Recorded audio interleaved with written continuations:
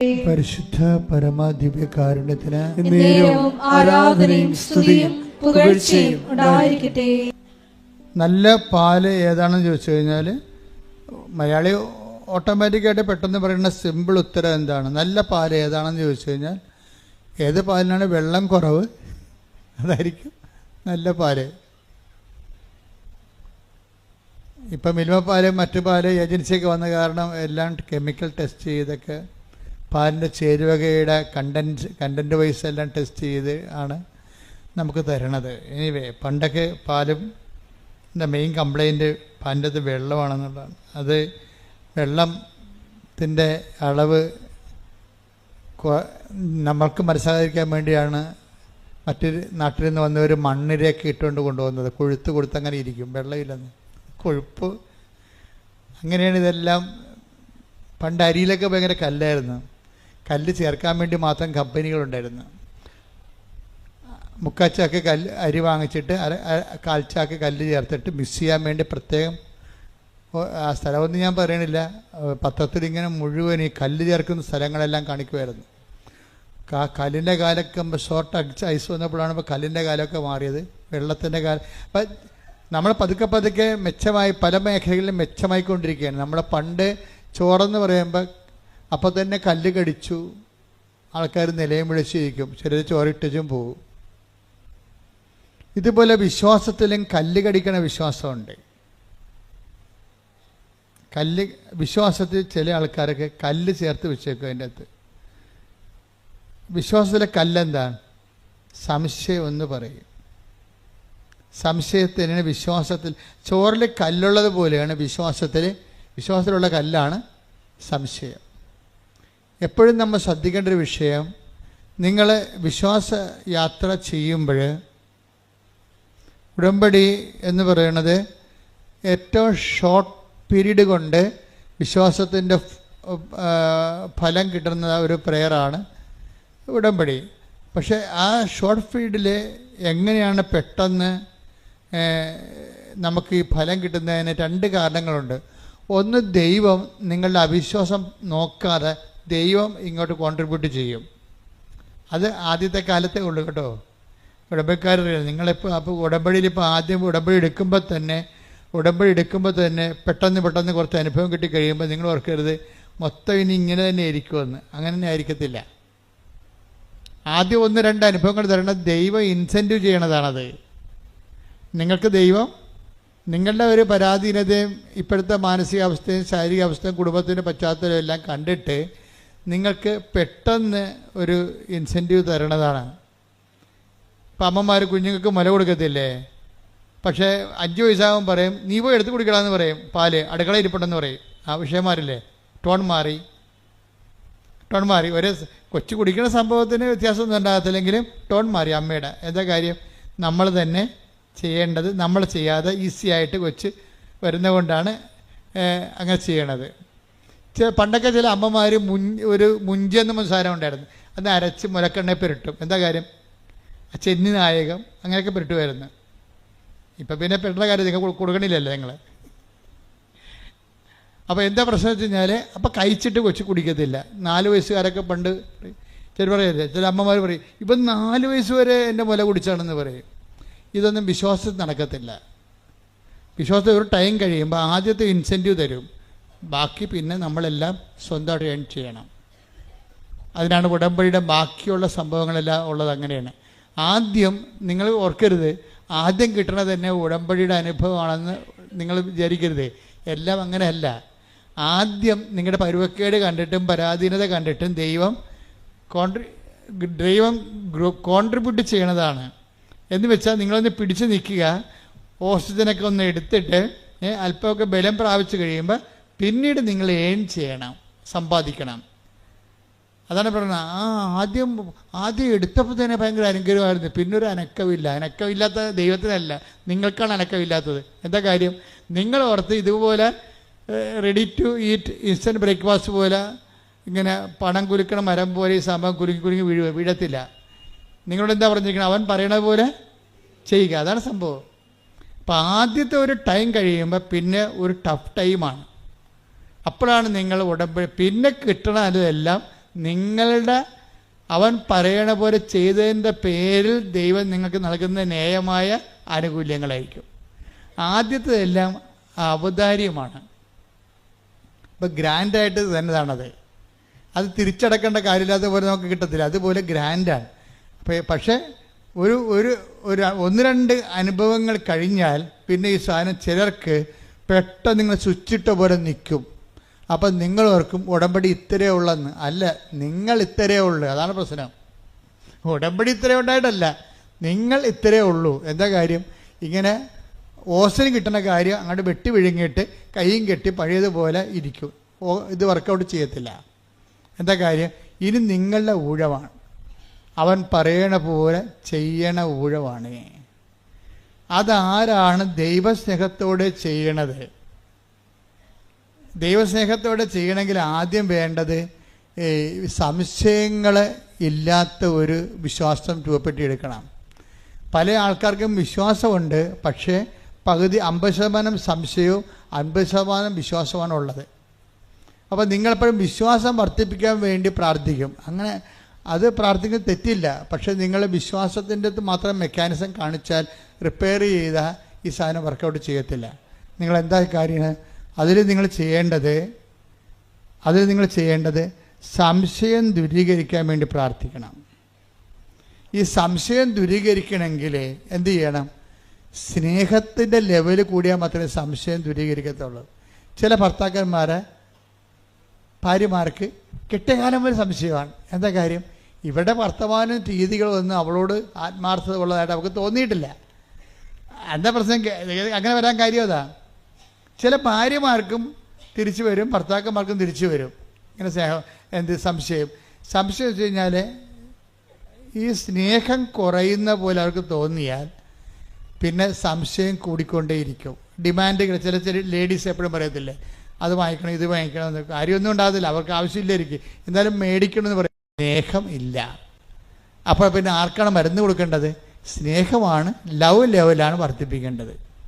ഉടമ്പടിയുടെ ഒരു ജീവശാസ്ത്രം, biology of the covenant, അതിൻ്റെ ഗ്രോത്ത് വരുന്ന, അത് വളർന്നു വരുന്ന ഒരു ജീവശാസ്ത്രം അങ്ങനെയാണ്. സംശയങ്ങൾ കുറഞ്ഞുകൊണ്ടിരിക്കാൻ നോക്കുമ്പോൾ അതിന് സംശയം കുറയ്ക്കണമെന്നല്ല പ്രാർത്ഥിക്കേണ്ടത്. പ്രശ്നം എന്താണ്? സ്നേഹം കൂട്ടണമേ.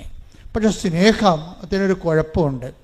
ഞാൻ സ്നേഹിക്കുന്നു എന്ന് പറഞ്ഞാലൊന്നും ദൈവം ഏക്കത്തില്ല. ഇന്നല്ലെങ്കിൽ നാളെ തെളിയിക്കാൻ പറയും. അങ്ങനെയാണ് 3 പ്രാവശ്യം പത്തോസിനോട് ചോദിച്ചു. അപ്പം 10 ദിവസം അവസാനം പറഞ്ഞു സ്നേഹിക്കുന്നു അങ്ങേക്കെല്ലാം അറിയാമല്ലോ, എന്നാൽ തല കിഴക്കാൻ പാട് മരിക്കാൻ പറയും. അപ്പം പണി കിട്ടും. മനസ്സിലായില്ലേ? സ്നേഹിക്കുന്നു 10 ദിവസം 3 പ്രാവശ്യം പറഞ്ഞ്. പക്ഷേ തൽക്കാലത്തൊക്കെ ആ പാഠം അവിടെ വെച്ച് ആ ടെസ്റ്റ് അവിടെ വെച്ച് അവസാനിക്കുകയാണ്. പക്ഷേ അത് കർത്താവ് പറയും, നീ പറഞ്ഞൊക്കെ ഞാൻ അംഗീകരിച്ചു, പക്ഷേ ഇതിനൊരു ടെസ്റ്റ് ഉണ്ട്. അതെന്താണ്? എനിക്കിട്ട കുരിശ് തല കിഴക്കാൻ പാടാതെ നിനക്കിട്ടും. അപ്പം നീ എന്ത് പറയും? അതാണ് സ്നേഹം. ചെല്ലണതല്ല, ചെയ്യണതാണ് സ്നേഹം. മനസ്സിലായില്ല? അതുകൊണ്ടാണ് അവൻ പറയണ പോലെ ചെയ്യാൻ പറയണത്. കർത്താവിൻ്റെ നാമത്തിൽ അവൻ്റെ സ്നേഹത്തെ പ്രതി നമ്മൾ എന്ത് ചെയ്തു എന്നാണ് ദൈവം നോക്കണത്. പ്രാർത്ഥിക്കുക. കർത്താവായ ദൈവമേ,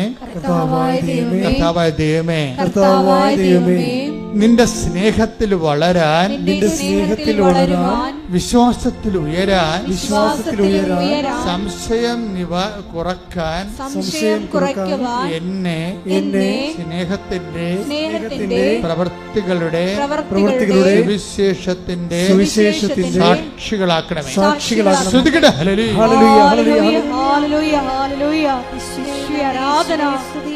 വിശ്വാസം പ്രവൃത്തി പദത്തിൽ കൊണ്ടുവരുവാൻ ഈ ആരാധനയിലൂടെ ഞങ്ങളെ അഭിഷേകം ചെയ്യണമേ.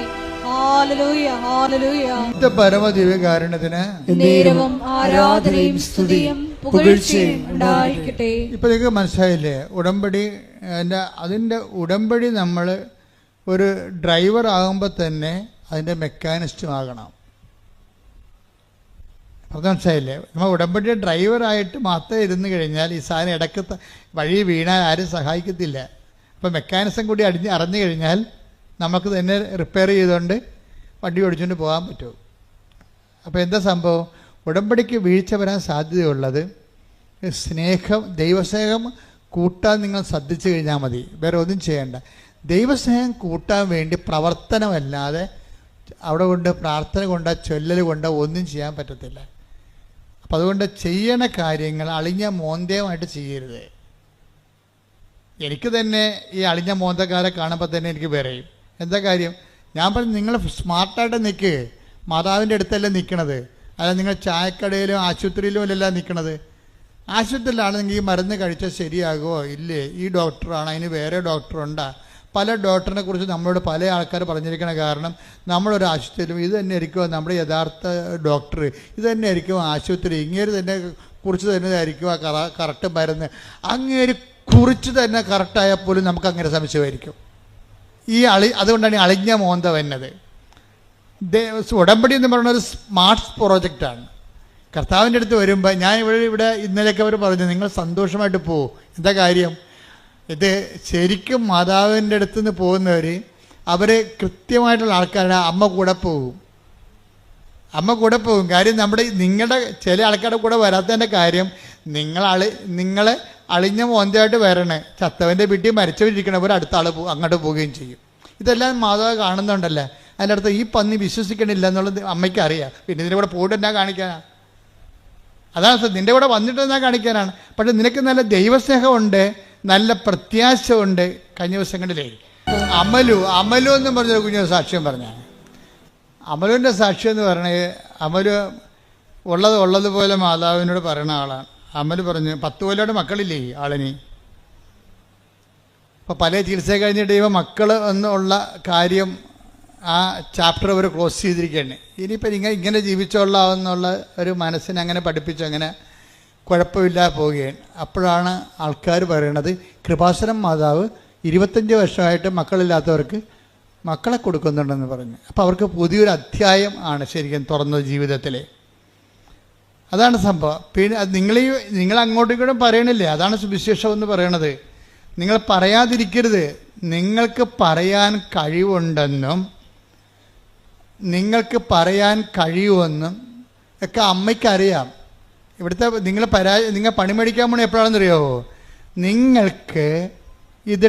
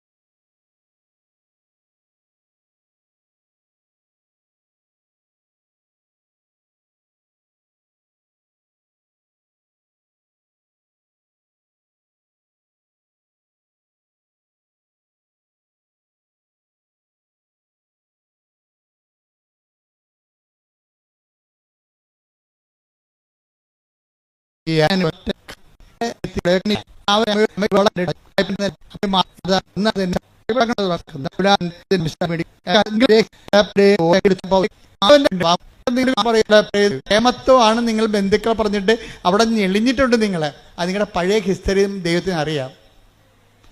നിങ്ങൾ പണി മേടിക്കണ വഴികൾ ഞാൻ പറയുകയാണേ.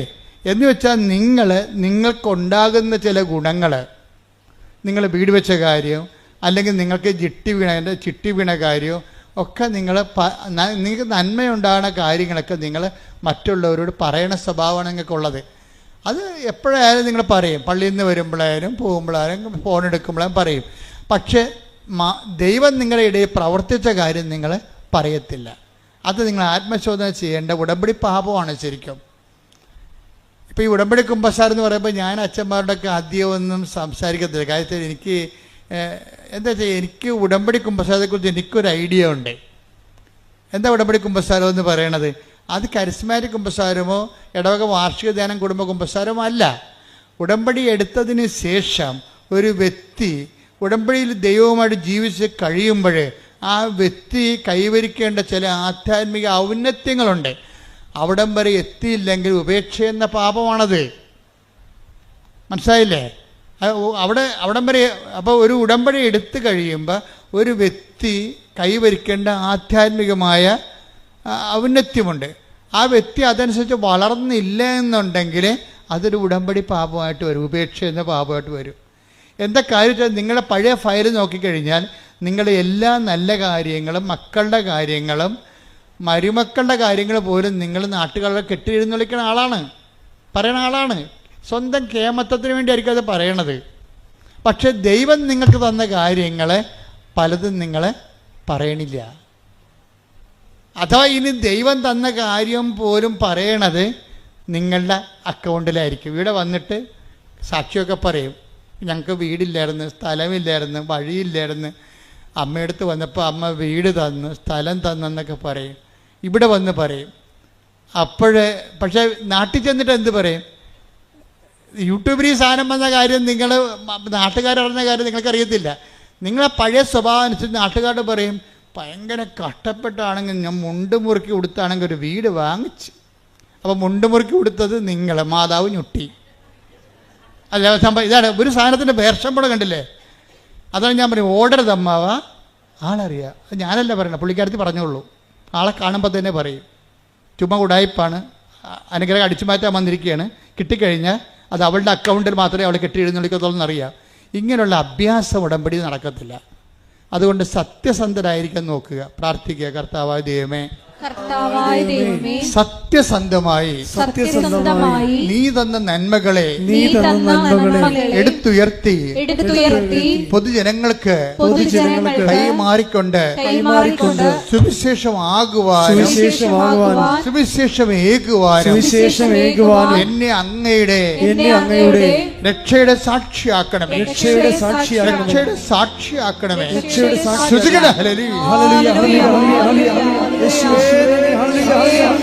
മുമ്പിൽ നീ തന്ന നന്മകൾ പ്രകീർത്തിക്കുവാൻ ഇപ്പോൾ ഉടമ്പടി ഒരു ടൈം ബൗണ്ട് ആയിട്ടുള്ള പ്രെയറാണ്. 90 ദിവസമാണ് ഫസ്റ്റ് യൂണിറ്റ് എന്ന് പറയണത്. First unit. അപ്പോൾ 90 ദിവസത്തിനുള്ളിൽ നിങ്ങൾക്ക് എന്ത് സംഭവിക്കുന്നു എന്നുള്ളതല്ല വിഷയം. ക്യാഷ് ആൻഡ് കൈൻഡായിട്ട് എന്ത് സംഭവിക്കുന്നു എന്നുള്ളതല്ല, ദൈവവും നിങ്ങളും തമ്മിലുള്ള ബന്ധത്തിൽ എന്ത് സംഭവിക്കുന്നു. ഇപ്പം ഞാൻ അവളുടെ മഞ്ജുഷയുടെ അമലുവിൻ്റെ കാര്യം പറഞ്ഞില്ലേ, അമലു പെട്ടെന്നാണ് മാതാവുമായിട്ട് നല്ല സീരിയസ് റിലേഷനിൽ വന്നത്. എന്നിട്ട് മാതാവിനോട് പറഞ്ഞ എന്താ, കഴിഞ്ഞ ഡിസംബറിൽ അമലു വന്നിട്ട് പറഞ്ഞ്, അമ്മേ ഇത് ഡിസംബർ മാസമാണ്, it is a holy month, വളരെ വിശുദ്ധമായൊരു മാസമാണ്, അമ്മയ്ക്ക് ഈശോനെ കിട്ടിയ മാസമാണ്, എനിക്കും ഒരു കുഞ്ഞിനെ തരണം. കണ്ട എന്ത് സിമ്പിളാണ് ആ പ്രെയർ. അവൾ ആ മാസം ഗർഭിണിയായി. അപ്പോൾ ദൈവത്തോട് ഇൻട്രാക്ട് ചെയ്യണം. ഞാൻ എപ്പോഴും പ്രാധാന്യം കൊടുക്കുന്നത് common faith of the common പീപ്പിളാണ്. നമുക്ക് സംഭവിച്ചത് വിശ്വാസത്തിന് ഒരു സാങ്കേതിക ജടിലതയിൽ അപ്രാപ്യമായിട്ട് സാങ്കേതിക ജ്ഞാനമായിട്ട് പ്രതിഷ്ഠിക്കപ്പെട്ടത് കാരണം ഈ വിശ്വാസത്തിൻ്റെ നല്ല ഫലങ്ങൾ താഴേക്ക് വരത്തില്ല. താഴേക്ക് വരുത്താൻ വേണ്ടി വല്ല രാഷ്ട്രീയ കഥകളാ, നാട്ടുകഥകളാ, അവിടെ കല്ലില്ല ഇവിടെ കല്ലില്ല എന്നൊക്കെ പറഞ്ഞ് പുൾപ്പിറ്റ് ആ പാടെ കുളമാക്കി കളയും. ജനങ്ങൾക്ക് ദൈവത്തിൻ്റെ വഴികൾ പറഞ്ഞു കൊടുക്കാനും ദൈവാനുഭവത്തിലേക്ക് ജനങ്ങളെ നയിക്കാനും അവർ അനുഭവിച്ച് പരിചയിച്ച ആധ്യാത്മികതയുടെ ചില പുഴുക്കുത്തുകളെ എടുത്തു മാറ്റിയിട്ട് അതിനെ ക്രെഡിറ്റ് ചെയ്തിട്ട് അതിലവരെ ബൂസ്റ്റ് ചെയ്യാണ് ഉടമ്പടി ചെയ്യണത്. എന്നിട്ട് ഇപ്പം നിങ്ങൾക്ക് സംസാരിക്കാൻ നല്ലോണം അറിയാം, അപ്പോൾ ദൈവത്തോട് നിങ്ങളെ അമ്മയെന്നല്ലേ വിളിക്കണത്, അല്ലേ? അല്ല കളക്ടർ എന്നല്ലേ വിളിക്കണത്, അമ്മ. അപ്പോൾ നമുക്ക് ആ ഒരു അമിക്കബിലിറ്റി ഉണ്ട് പ്രെയറിൽ. അപ്പോൾ നിങ്ങൾ അമലു എന്താ ചെയ്യണത്, അമ്മേ ഇതൊരു നല്ല മാസമാണ്, നല്ല വിശുദ്ധമായ മാസമാണ് ഡിസംബർ, അമ്മയ്ക്ക് ഉണ്ണീശനെ കിട്ടിയ മാസമാണ്, എനിക്ക് ഒരു കുഞ്ഞിനെ തരണം. സിമ്പിളല്ലേ പ്രെയർ? ഇതിനേക്കാൾ വലിയ പ്രാർത്ഥന എന്തുകൊണ്ട്? ആ പ്രാർത്ഥന അപ്പം തന്നെ അമ്മ പച്ചമഷിക്ക് അങ്ങോട്ട് ഒപ്പിട്ട് സാങ്ഷൻ ചെയ്യുകയും ആ ആഴ്ച തന്നെ അവൾ പ്രഗ്നൻ്റ് ആകുകയും. എന്ത് രസമാണ് കേൾക്കാൻ. അവളെ കുഞ്ഞിനെയും കൊണ്ട് കഴിഞ്ഞ ദിവസം വന്നിനെ ഇവിടെ 10 കൊല്ലമായിട്ട് ഇതിനെക്കുറിച്ചൊരു ഐഡിയ ഇല്ലാതെയാണ്. നമുക്കൊരു സങ്കല്പമില്ലാത്ത സംഭവങ്ങളെല്ലാം മാതാവ് ഇതെല്ലാം നമുക്ക് തൊടാവുന്ന രീതിയിൽ അനുഗ്രഹമായിട്ട് കൈ തരും. പക്ഷെ നമുക്ക് എന്താ വേണ്ടത്? അമലുവിന് സംശയമില്ല അവൾ പറയുന്നതിൽ. ആ വർത്തമാനം കേട്ടാൽ മനസ്സിലാവും, സ്നേഹം മാത്രമേ ഉള്ളൂ, അതിൽ സംശയമില്ല. ആ വർത്തമാനം സ്കാൻ ചെയ്യുമ്പോൾ അറിയാൻ പറ്റും. എന്താണ്? ഓ, ഞാനിങ്ങനെയൊക്കെ പറയണേ, കിട്ടുക വെറുതെ, ഇത് രൂപമല്ലേ, അമ്മയല്ലല്ല. അവിടെയൊക്കെയാണ് പ്രശ്നം വേണ്ടത്. ഇത് രൂപമല്ലേ, അമ്മയല്ല എന്നാണ് പറഞ്ഞിരിക്കുന്നത്. ഈ വങ്കന്മാർക്കാണ് ഇങ്ങനെയൊക്കെ തോന്നണത്. കാരണം അതായത് അനുഭവമുള്ളവർ അമ്മയുടെ സാന്നിധ്യത്തിൻ്റെ പ്രതീകമാണിത്. ഞാനിവിടെ സംസാരിക്കുമ്പോൾ എൻ്റെ അമ്മയോടാണ് സംസാരിക്കുന്നത്. ആ ഒരു എലവെന്ന് പറഞ്ഞാൽ ആത്മബന്ധത്തിൻ്റെ ആന്തരികതയാണ്. അതെന്ന് പറയണത് ധ്യാനത്തിനേക്കാൾ വലിയ സംഭവമാണ്. ആത്മബന്ധത്തിൻ്റെ ആന്തരികത നമുക്കറിയാമല്ലോ. നമ്മൾ എന്ത് ജ്ഞാനം, ഇപ്പോൾ എന്ത് കറണ്ട്, എത്ര കറണ്ട്, നിങ്ങളൊരു കാര്യം സിമ്പിളായിട്ട് മനസ്സിലാക്കണേ. എത്ര കറണ്ട് ഇടുക്കിയിലുണ്ടാക്കിയാലും നാട്ടിൽ വരണത് എന്തിലൂടെയാണ്? ഒരു വയറിലൂടെയാണ് വരണത്. ഇത്രയേ ഉള്ളൂ. അപ്പോൾ നമ്മൾ എത്ര കിലോ വോട്ട് കറണ്ട് ഉണ്ടാക്കിയാലും വരണത് കമ്പിയിലൂടെയാണ്. അല്ലാതെ കമ്പിയില്ലാതെ കറണ്ട് നമുക്ക് വയർലെസ് സൗണ്ട് വരും. സൗണ്ട് വയർലെസ്സിലൂടെ, വയറില്ലെങ്കിലും വരും. പക്ഷേ കറണ്ട് വയർലെസ്സായിട്ട് വരത്തില്ല. നമ്മൾ എത്ര വോട്ട് കറണ്ട് ഉണ്ടാക്കിയാലും വരണത് കമ്പിയിലൂടെയാണ്. നിങ്ങൾ ദൈവത്തെക്കുറിച്ച് എന്ത് പഠിച്ചാലും, സ്വർഗത്തിൽ പോയി കുത്തിയിരുന്ന് പഠിച്ചാലും ട്രാൻസ്മിഷൻ പ്രാർത്ഥനയിലൂടെ വരത്തുള്ളൂ. അതെപ്പോഴും മനസ്സിലാക്കണം. പിടിയിടിയാ. നിങ്ങൾ ദൈവത്തെക്കുറിച്ച് എന്ത് ശാസ്ത്രം പഠിച്ചാലും ശരി, ദൈവത്തോടുള്ള കമ്മ്യൂണിക്കേഷൻ പ്രാർത്ഥനയിലൂടെ വരത്തുള്ളൂ. അല്ലെങ്കിൽ പ്രാർത്ഥനാ നിർഭരമായ പ്രവർത്തനങ്ങൾ, അതിൻ്റെ കണ്ടൻറ്റ് വൈസ് സ്നേഹമാണ്, അല്ല വേറെ ഒന്നുമല്ല. വിശ്വാസം എന്ന് പറഞ്ഞു കഴിഞ്ഞാൽ വിശ്വാസത്തിൻ്റെ അകത്തുള്ള കുഴപ്പം, അതിൻ്റെ അകത്ത് നമ്മൾ സൂക്ഷിച്ചില്ലെങ്കിൽ സംശയത്തിൻ്റെ ഒരു ചേരുവകം ഉണ്ടാകും. അതുകൊണ്ട് ദൈവം നിങ്ങൾ വിശ്വാസത്തെ ഒത്തിരി ഇട്ട് വർദ്ധിപ്പിക്കാൻ വേണ്ടി അതിൻ്റെ അകത്ത് റിപ്പയർ ചെയ്യാൻ നോക്കണ്ട, ടൈം എടുക്കും. അതിന് പകരം നിങ്ങളെന്താ ചെയ്യേണ്ടത്? ദൈവത്തോടുള്ള സ്നേഹം വർദ്ധിപ്പിക്കണം. എന്താ കാര്യം? സ്നേഹം വർദ്ധിക്കുന്നുണ്ടെങ്കിൽ, ദൈവത്തോടൊക്കെ സ്നേഹം ഉണ്ടെങ്കിൽ നിങ്ങൾക്ക് നിങ്ങളുടെ നാത്ത് ചില ആൾക്കാർ പറയുന്നത്, എൻ്റെ അച്ഛൻ എന്ത് ചെയ്യാനാണ് അച്ഛൻ, എൻ്റെ മാല അവൾ കൊണ്ടുപോയി, ഇപ്പം തരാമെന്ന് പറഞ്ഞ് കൊണ്ടുപോയതാണ്. അവളുടെ മാല ചിട്ടിക്ക് എടുത്തപ്പോൾ പണയം വെച്ച് പോയി. അങ്ങനെ ആ മാല, അപ്പോൾ അവൾക്കൊരു കല്യാണം ഉണ്ടായിരുന്നു. ആ കല്യാണത്തിന് ഇരവ് എന്നോട് ചോദിച്ചതാണ്. പാവപ്പെട്ടവരുടെ ജീവിതം ഭയങ്കര കഷ്ടമാണ്. അങ്ങോട്ട് ചോദിക്കൊടുക്കും. അവർ എടുത്തിട്ട് പിന്നെ എന്ത് ചെയ്യും? അവർ അപ്പുറത്തെ കല്യാണത്തിന് പോകാൻ വേണ്ടി മേടിച്ച മാലയാണ്. പക്ഷേ ആ പന്നി അതിനല്ല ചെയ്തത്, അവർ വിറ്റ് കളഞ്ഞ സാധനം. ഈ മനുഷ്യരോട് നമുക്ക് സംസാരിക്കാൻ പറ്റുമോ? പിന്നെ ഇവളെന്നെ പറ്റിപ്പാണ് ആള്, എൻ്റെ മാല ഊരിക്കൊണ്ടുപോയി എന്നോട് ചോദിക്കാൻ വിറ്റ ആളാണ്, ഇനി എൻ്റെ അടിച്ചതിൻ്റെ അകത്ത് അവളെ കയറ്റത്തില്ലെന്ന് പറയും. പക്ഷെ ഉടമ്പടി എടുത്താൽ പറയാൻ പറ്റത്തില്ല. എന്താ കാര്യം? നമ്മൾ ദൈവത്തെയാണ് സ്നേഹിക്കണത്. പിടിയിടിയാ.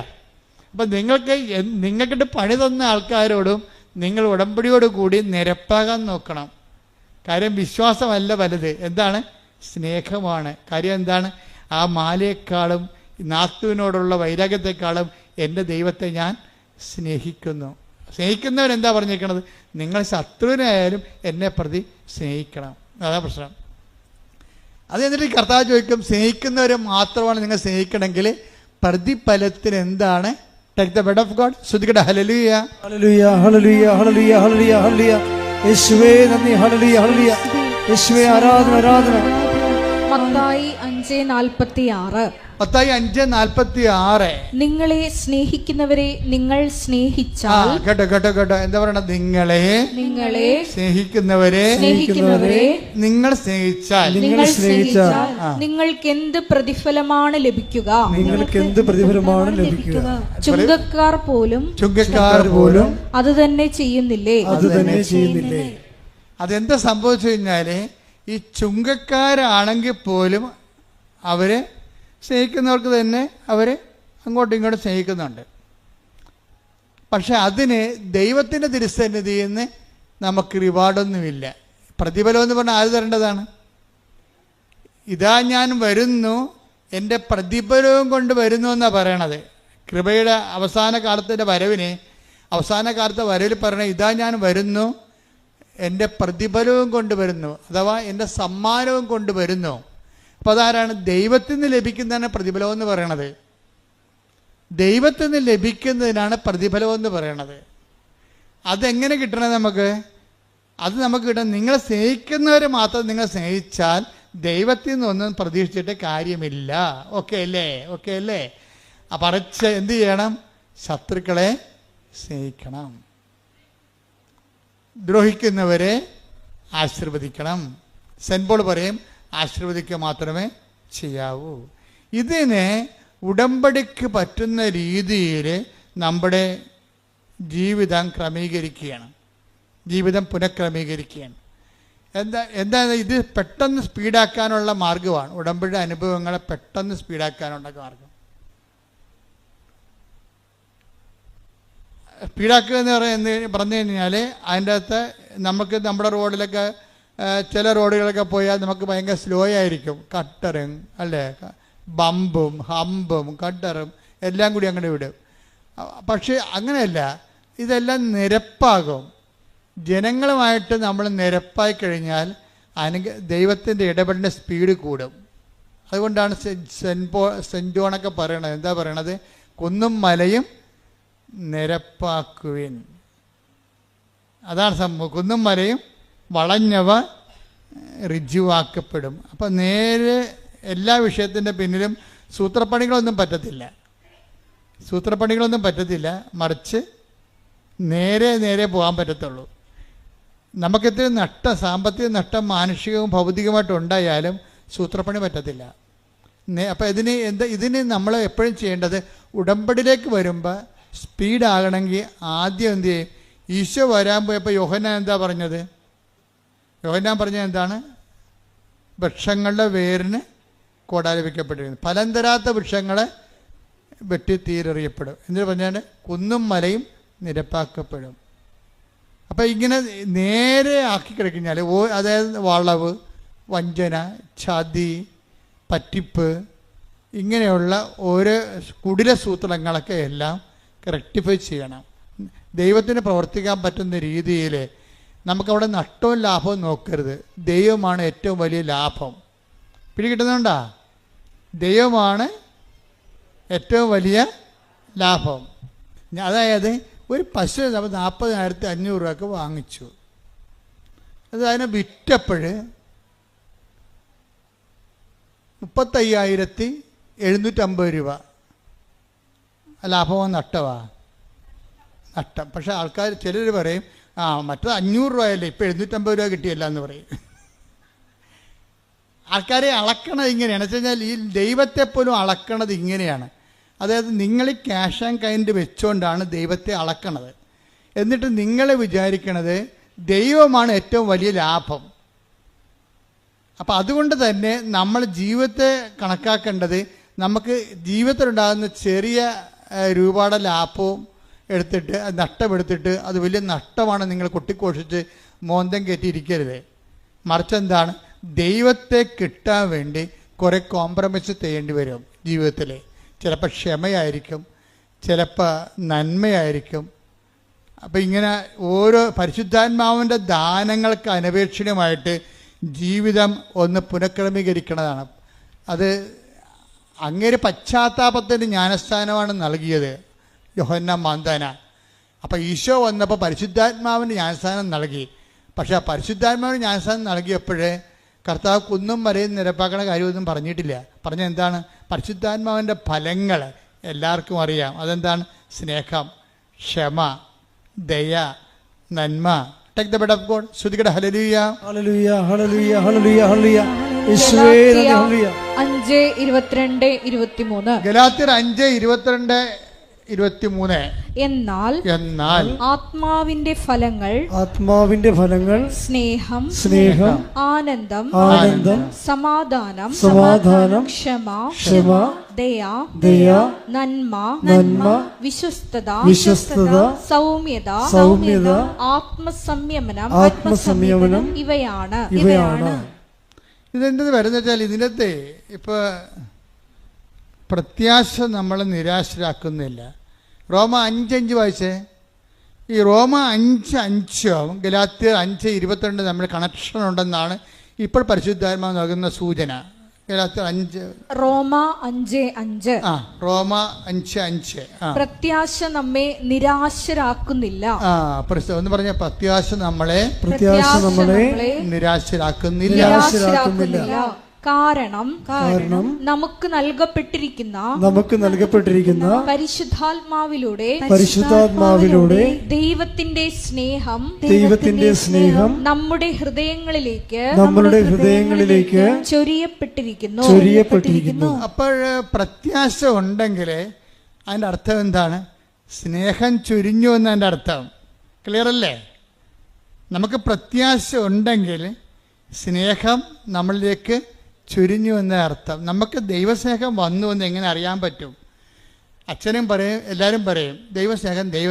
പക്ഷെ നമ്മളിലേക്ക് ദൈവസ്നേഹം വന്നു എന്ന് എങ്ങനെ അറിയാൻ പറ്റുമെന്നാണ് ഇപ്പോൾ പരിശുദ്ധാത്മാവ് ഓൺലൈനിൽ പറയണത്. എന്താ പറയണത്?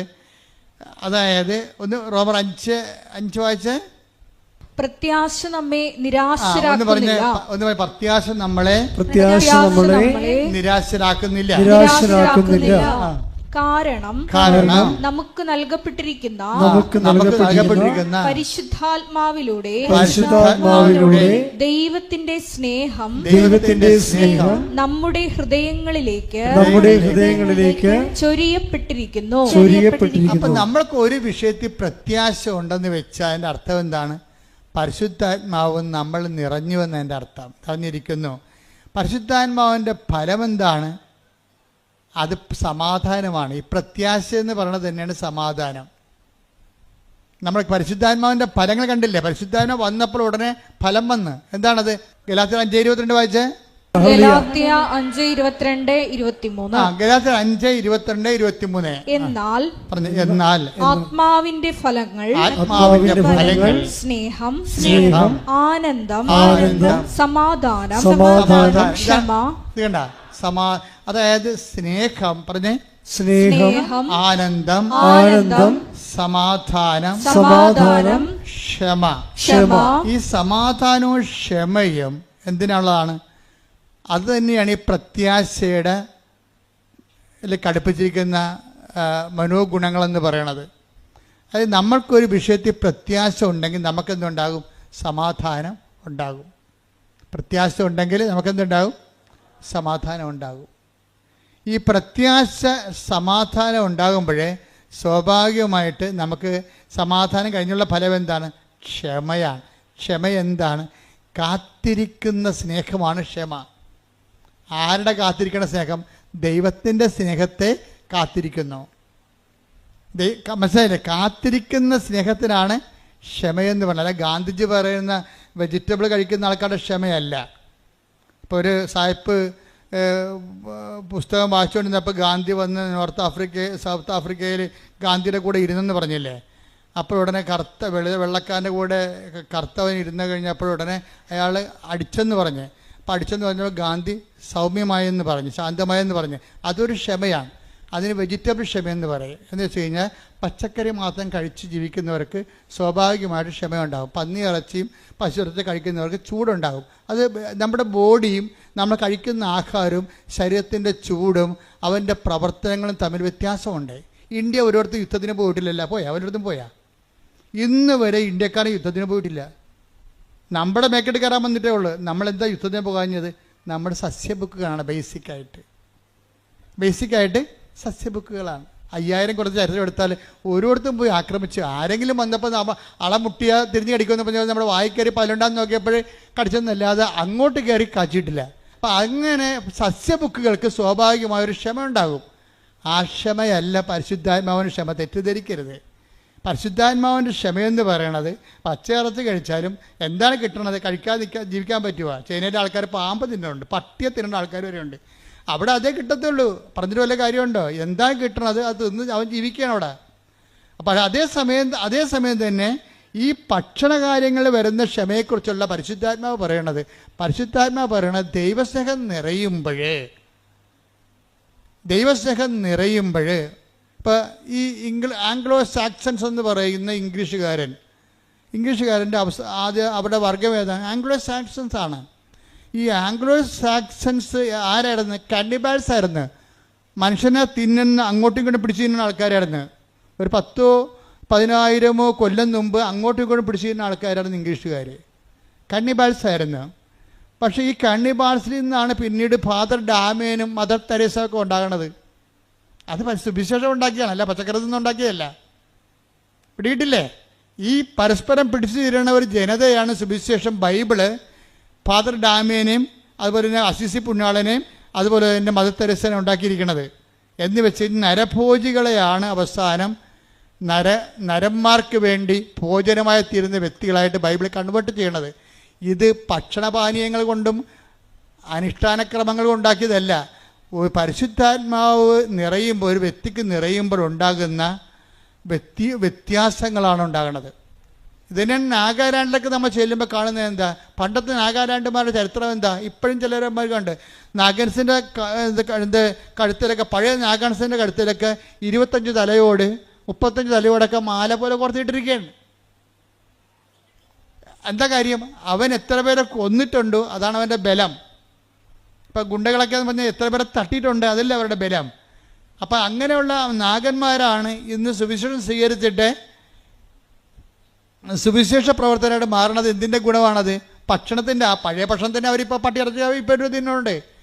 പക്ഷെ ഭക്ഷണമല്ല ഇവിടുത്തെ പ്രശ്നം. എന്താ കാര്യം? അവർ ഭക്ഷിക്കാനുള്ള സംഭവം ഭക്ഷിച്ചു. എന്താണ്? കർത്താവിൻ്റെ ശരീരം, യഥാർത്ഥ വചനം ഭക്ഷിച്ച് കഴിയുമ്പോൾ പരിശുദ്ധാത്മാവ് ഇറങ്ങി വരും. വചനം നിങ്ങളെ പ്രാവർത്തികമാക്കി കഴിയുമ്പോൾ അത് ഭക്ഷിച്ചതിന് തുല്യമാണ്. അപ്പോഴെന്ത് ചെയ്യും? നിങ്ങൾ പരിശുദ്ധാത്മാവ് നിങ്ങളിലേക്ക് വരും. അപ്പോൾ നിങ്ങൾ എന്ത് പറ്റും? പരിശുദ്ധാത്മാവിൻ്റെ ഫലങ്ങളുണ്ടാകും. അതെന്താണ്? സമാധാനം, പിന്നെന്താണ്? ക്ഷമ. എന്ന് വെച്ചാൽ കാത്തിരിക്കുന്ന സ്നേഹം. ആരുടെ സ്നേഹമാണ്? എൻ്റെ ദൈവത്തിൻ്റെ സ്നേഹം. എൻ്റെ ജീവിതത്തിൽ കർത്താവ് ഇടപെടാൻ പോകുന്നു. പക്ഷേ എൻ്റെ മക്കളെ, ഞാനൊരു കാര്യം നിങ്ങളോട് തുറന്ന് പറയണം കേട്ടോ. ഈ സ്നേഹം, ക്ഷമ അല്ലെങ്കിൽ സമാധാനം എന്ന് പറയണത് വരാൻ പോകുന്ന കാര്യങ്ങളെ കുറിച്ചുകൊണ്ട് പരിശുദ്ധാത്മാവ് നമുക്കൊരു നോട്ട് തരും. അങ്ങനെയാണ് നമുക്ക് സമാധാനം ഉണ്ടാകണത്. സുവിശേഷത്തെ സമാധാനം എന്ന് പറഞ്ഞാൽ അതാണ്. എന്ന് വെച്ചാൽ നമ്മൾ സുവിശേഷം ജീവിച്ച് കഴിയുമ്പോൾ, ദൈവത്തിൻ്റെ സ്നേഹത്തിൻ്റെ വക്താക്കളായി കഴിയുമ്പോൾ, പരിശുദ്ധാത്മാവ് വരാൻ പോകുന്ന കാര്യങ്ങളെക്കുറിച്ച് നമുക്കൊരു നോട്ട് തരും. അങ്ങനെയല്ല നമുക്ക് കാത്തിരിക്കുന്ന സ്നേഹമല്ലേ സമാധാനം. അപ്പം നമുക്ക് സംഭവിക്കാൻ പോകുന്ന കാര്യങ്ങളെക്കുറിച്ച് നമ്മൾക്ക് പരിശുദ്ധാത്മാവ് ഒരു നോട്ട് തരുമ്പോൾ നമ്മൾ സമാധാനമായിട്ടിരിക്കും. അതുകൊണ്ടാണ് ഇസ്രായേൽക്കാർ അങ്ങോട്ടും ഇങ്ങോട്ടും കാണുമ്പോഴും, ചിലർ മുസ്ലിംസ് അങ്ങോട്ടും ഇങ്ങോട്ടും കാണുമ്പോഴൊക്കെ ഈ സലാമൊക്കെ പറയും, ഷാലോം എന്ന് പറയും. ഈശോ തന്നെ പ്രത്യക്ഷപ്പെട്ട് കഴിഞ്ഞപ്പോൾ അലക്കുസ്ലാമ എന്ന് പറയും. എന്താണ്? സമാധാനം എന്നാണ്. എന്ന് വെച്ചാൽ വരാൻ പോകുന്ന ഈ പരിശുദ്ധാത്മാവിനെ കാത്തിരിക്കുക എന്നതിൻ്റെ അർത്ഥം. അലക്കുസ്ലാമ, നിങ്ങൾക്ക് സമാധാനം എന്ന് വെച്ചാൽ എൻ്റെ അർത്ഥമാണ്. പിന്നെ എന്താ പറയുക? അലക്കുസ്ലാമ എന്ന് ഈശോ 7 പ്രാവശ്യം പറയും. 7 പ്രാവശ്യം പറഞ്ഞതിന് ശേഷം എന്താ പറയണത്? സ്ലാമ എന്ന് വെച്ച് കഴിഞ്ഞാൽ സമാധാനം, എന്ന് വെച്ച് കഴിഞ്ഞാൽ കാത്തിരിക്കുക, കാത്തിരിക്കുന്ന സ്നേഹം. ദൈവത്തിൻ്റെ പരിശുദ്ധാത്മാവ് നിങ്ങളിലേക്ക് വരാൻ പോകുന്നു. അപ്പോൾ സ്ലാമ എന്ന് ഈശോ പറഞ്ഞതിന് ശേഷമാണ് പറയണത്, ഞാൻ എൻ്റെ പിതാവിനോട് ചോദിക്കുകയും നിത്യം നിങ്ങളോടുകൂടി ആയിരിക്കുവാൻ മറ്റൊരാശ്വാസകനെ നിങ്ങൾക്ക് അയച്ചു തരികയും ചെയ്യും. ആശ്വാസകൻ എന്ത് ചെയ്യും? കർത്താവ് പറഞ്ഞിട്ടുണ്ട്, വരാൻ പോകുന്ന കാര്യങ്ങൾ നിങ്ങളോട് സംസാരിക്കും. Take the word of God. യോഹന്നാൻ 16:14. അവൻ സ്വമേധയാ ആയിരിക്കില്ല സംസാരിക്കുന്നത്. പറഞ്ഞ അവൻ സ്വമേധയാ ആയിരിക്കില്ല സംസാരിക്കുന്നത്. അവൻ കേൾക്കുന്നത് മാത്രം സംസാരിക്കും. വരാനിരിക്കുന്ന കാര്യങ്ങൾ അവൻ നിങ്ങളെ അറിയിക്കും. അവൻ എനിക്കുള്ളവയിൽ നിന്ന് സ്വീകരിച്ച്. എന്താ പ്രശ്നം വെച്ച് കഴിഞ്ഞാൽ നോക്കി, അതായത് ഒന്ന് ഏറ്റു പറഞ്ഞ വരാനിരിക്കുന്ന കാര്യങ്ങൾ അവൻ നിങ്ങളെ അറിയിക്കും. അപ്പൊ നിങ്ങൾ ഇന്റൻഷൻ വെക്കരുത്. 6 കാര്യങ്ങൾ പറയാൻ പറഞ്ഞില്ലേ? അപ്പൊ പണ്ടൊക്കെ ഞാൻ പറയാമായിരുന്നു, ഞാൻ ഇടയ്ക്ക് പറയാൻ മറന്നുപോയതാ. ഇപ്പൊ ആൾക്കാർ 6 കാര്യത്തിന് 7 കാര്യം എഴുതി വെക്കും. അതാ പ്രശ്നം. ഒരു കോളം വിട്ടാൻ പറയുമായിരുന്നു. 6 കാര്യങ്ങൾ ഒരു കോളം ഒന്നും എഴുതരുതെന്ന് പറയുമായിരുന്നു. എന്താ കാര്യം? അത് പരിശുദ്ധാത്മാവിൻ്റെ കോളമാണ്. അവിടെ പരിശുദ്ധാത്മാവാണ് വരേണ്ടത് അവിടെ. കാര്യം പരിശുദ്ധാത്മാവ് വന്ന എന്താ ഗുണമെന്ന് പറഞ്ഞാൽ, പരിശുദ്ധാത്മാവ് വന്ന വരാനിരിക്കുന്ന കാര്യങ്ങൾ 16-14 വർക്കൗട്ട് ചെയ്യും. എന്താ പറഞ്ഞത്? വരാനിരിക്കുന്ന കാര്യങ്ങൾ. യോഹന്നാൻ 16:14 എന്താണത്? വരാനിരിക്കുന്ന കാര്യങ്ങൾ വരാനിരിക്കുന്ന കാര്യങ്ങൾ അവൻ നിങ്ങളെ അറിയിക്കും. നിങ്ങളൊന്ന് പറഞ്ഞ വരാനിരിക്കുന്ന കാര്യങ്ങൾ അവൻ നിങ്ങളെ അറിയിക്കും. അപ്പോൾ വരാനിരിക്കുന്ന കാര്യങ്ങൾ എന്ന് പറയുമ്പോഴേ ഇപ്പം നമ്മൾ റെയിൽവേ സ്റ്റേഷനിലൊക്കെ നിൽക്കുമ്പോഴുണ്ടല്ലോ, ഇപ്പം ചിലർ പറയും വണ്ടി താമസമാണ്, വണ്ടി ഇല്ല ഇന്ന് എന്നൊക്കെ പറയുമ്പോൾ ഈ ആൾക്കാർ അവിടെ നിൽക്കുമ്പോൾ ഈ കമ്പ്യൂട്ടറൊക്കെ നോക്കാൻ അറിയാൻ പാടില്ലാത്തവരാണെങ്കിൽ നമ്മളിപ്പോൾ ഭ്രാന്ത് പിടിപ്പിക്കും. എന്താ കാര്യം? ഇന്ന് വണ്ടി ഇല്ലെന്നാ തോന്നുന്നത്, ആ വണ്ടി ഇല്ലെന്ന് തോന്നണം. അപ്പോഴാണ് കുറച്ച് കഴിയുമ്പോഴാണ് നമ്മൾ ആ കമ്പ്യൂട്ടറെ ആ വണ്ടിയുടെ നമ്പർ കുത്തി കഴിയുമ്പോഴാണ് ആ വണ്ടി നമുക്ക് ആലപ്പുഴ പോകേണ്ടതാണ്. ഇപ്പം നമ്മൾ തൃശ്ശൂർ നിൽക്കുകയാണ്, ആ വണ്ടി തൃശ്ശൂരിന് വടക്കാഞ്ചേരി എത്തിയെന്ന് കാണിക്കും അവിടെ. അപ്പോൾ വരാനിരിക്കുന്ന കാര്യങ്ങൾ അറിയുമ്പോൾ നമുക്ക് സമാധാനം കിട്ടത്തില്ലേ? ഇല്ലേ? തൃശ്ശൂർ വണ്ടി ഇല്ലെന്നൊക്കെ പറഞ്ഞപ്പോൾ പക്ഷേ വാച്ച് നോക്കി ഇനി അടുത്ത വണ്ടിക്ക് പോകണമല്ലോ, നടന്ന് പോകണ, ബസ്സിന് പോകണമെന്നൊക്കെ ചോദിച്ചാൽ നമുക്ക് സമാധാനം പോയിരിക്കുകയല്ലേ? അപ്പോഴാണ് കമ്പ്യൂട്ടറിൽ നമ്മൾ വണ്ടിയുടെ നമ്പർ അടിക്കണത്. അപ്പോൾ എന്താ പറയും? വടക്കാഞ്ചേരി എന്ന് കാണിക്കും. അപ്പോൾ തൃശ്ശൂർ നിൽക്കുന്ന പാർട്ടി കുഴപ്പമില്ല, ഇനിയിപ്പോൾ അരമണിക്കൂറിൽ വണ്ടി ഇവിടെ വരും.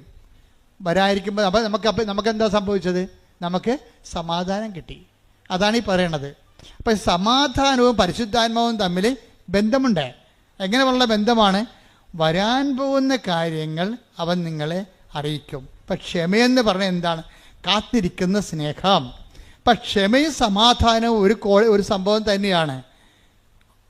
രണ്ട് അനുഭവങ്ങളാണ്. എന്ന് വെച്ച് കഴിഞ്ഞാൽ ഒന്നിൻ്റെ അകത്ത് ഈ സമാധാനം കാത്തിരിക്കുന്ന സ്നേഹമാണ് സമാധാനമെങ്കിൽ ആ കാത്തിരിക്കാൻ വരുമ്പോൾ മനുഷ്യന് വരുന്നതാണ് ക്ഷമക്കെടും.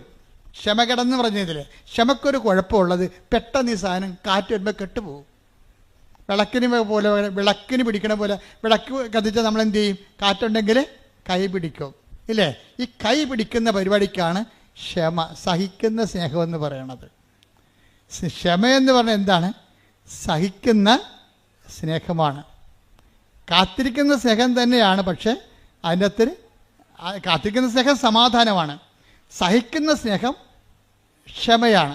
അപ്പോൾ ഈ കാത്തിരിക്കുന്ന സ്നേഹത്തിന് ചില സമയത്ത് ഇത്തിരി നീട്ടം കൂടി പോയി കഴിഞ്ഞാൽ നമുക്കൊരു ക്ഷമകേട് വരും. ആ ക്ഷമകേട് വരാൻ വേണ്ടി എന്ത് ചെയ്യും? നമ്മൾ ക്രിസ്തുവിൻ്റെ നാമത്തിലേക്ക് നമ്മുടെ ക്ഷമകേട് നമ്മൾ അക്കൗണ്ട് ചെയ്യും. കർത്താവേ, നിൻ്റെ നാമത്തിൽ ഞാൻ ഇവിടെ ഇരുന്നൊരു കൊന്തയില്ലോ, നല്ല കാര്യം, ഇനി കൊന്തയില്ല, ഒരു സമയം കിട്ടിയല്ലോ, നന്ദി. കണ്ടാ ക്ഷമനെ ഓരോ കണ്ടില്ലേ? അല്ലെങ്കിൽ നമ്മൾ വാച്ച് നോക്കിയിരിക്കും. അല്ലെന്നുണ്ടെങ്കിൽ നമുക്ക് ക്ഷമയുള്ളവരാണെങ്കിൽ, കർത്താവിൻ്റെ ക്ഷമ പരിശുദ്ധാവിന് ഫലമുള്ളവരാണെങ്കിൽ നമ്മൾ അവിടെ നിന്ന് ജപമാല ചെല്ലും. നമ്മളെന്ത് ചെയ്യും?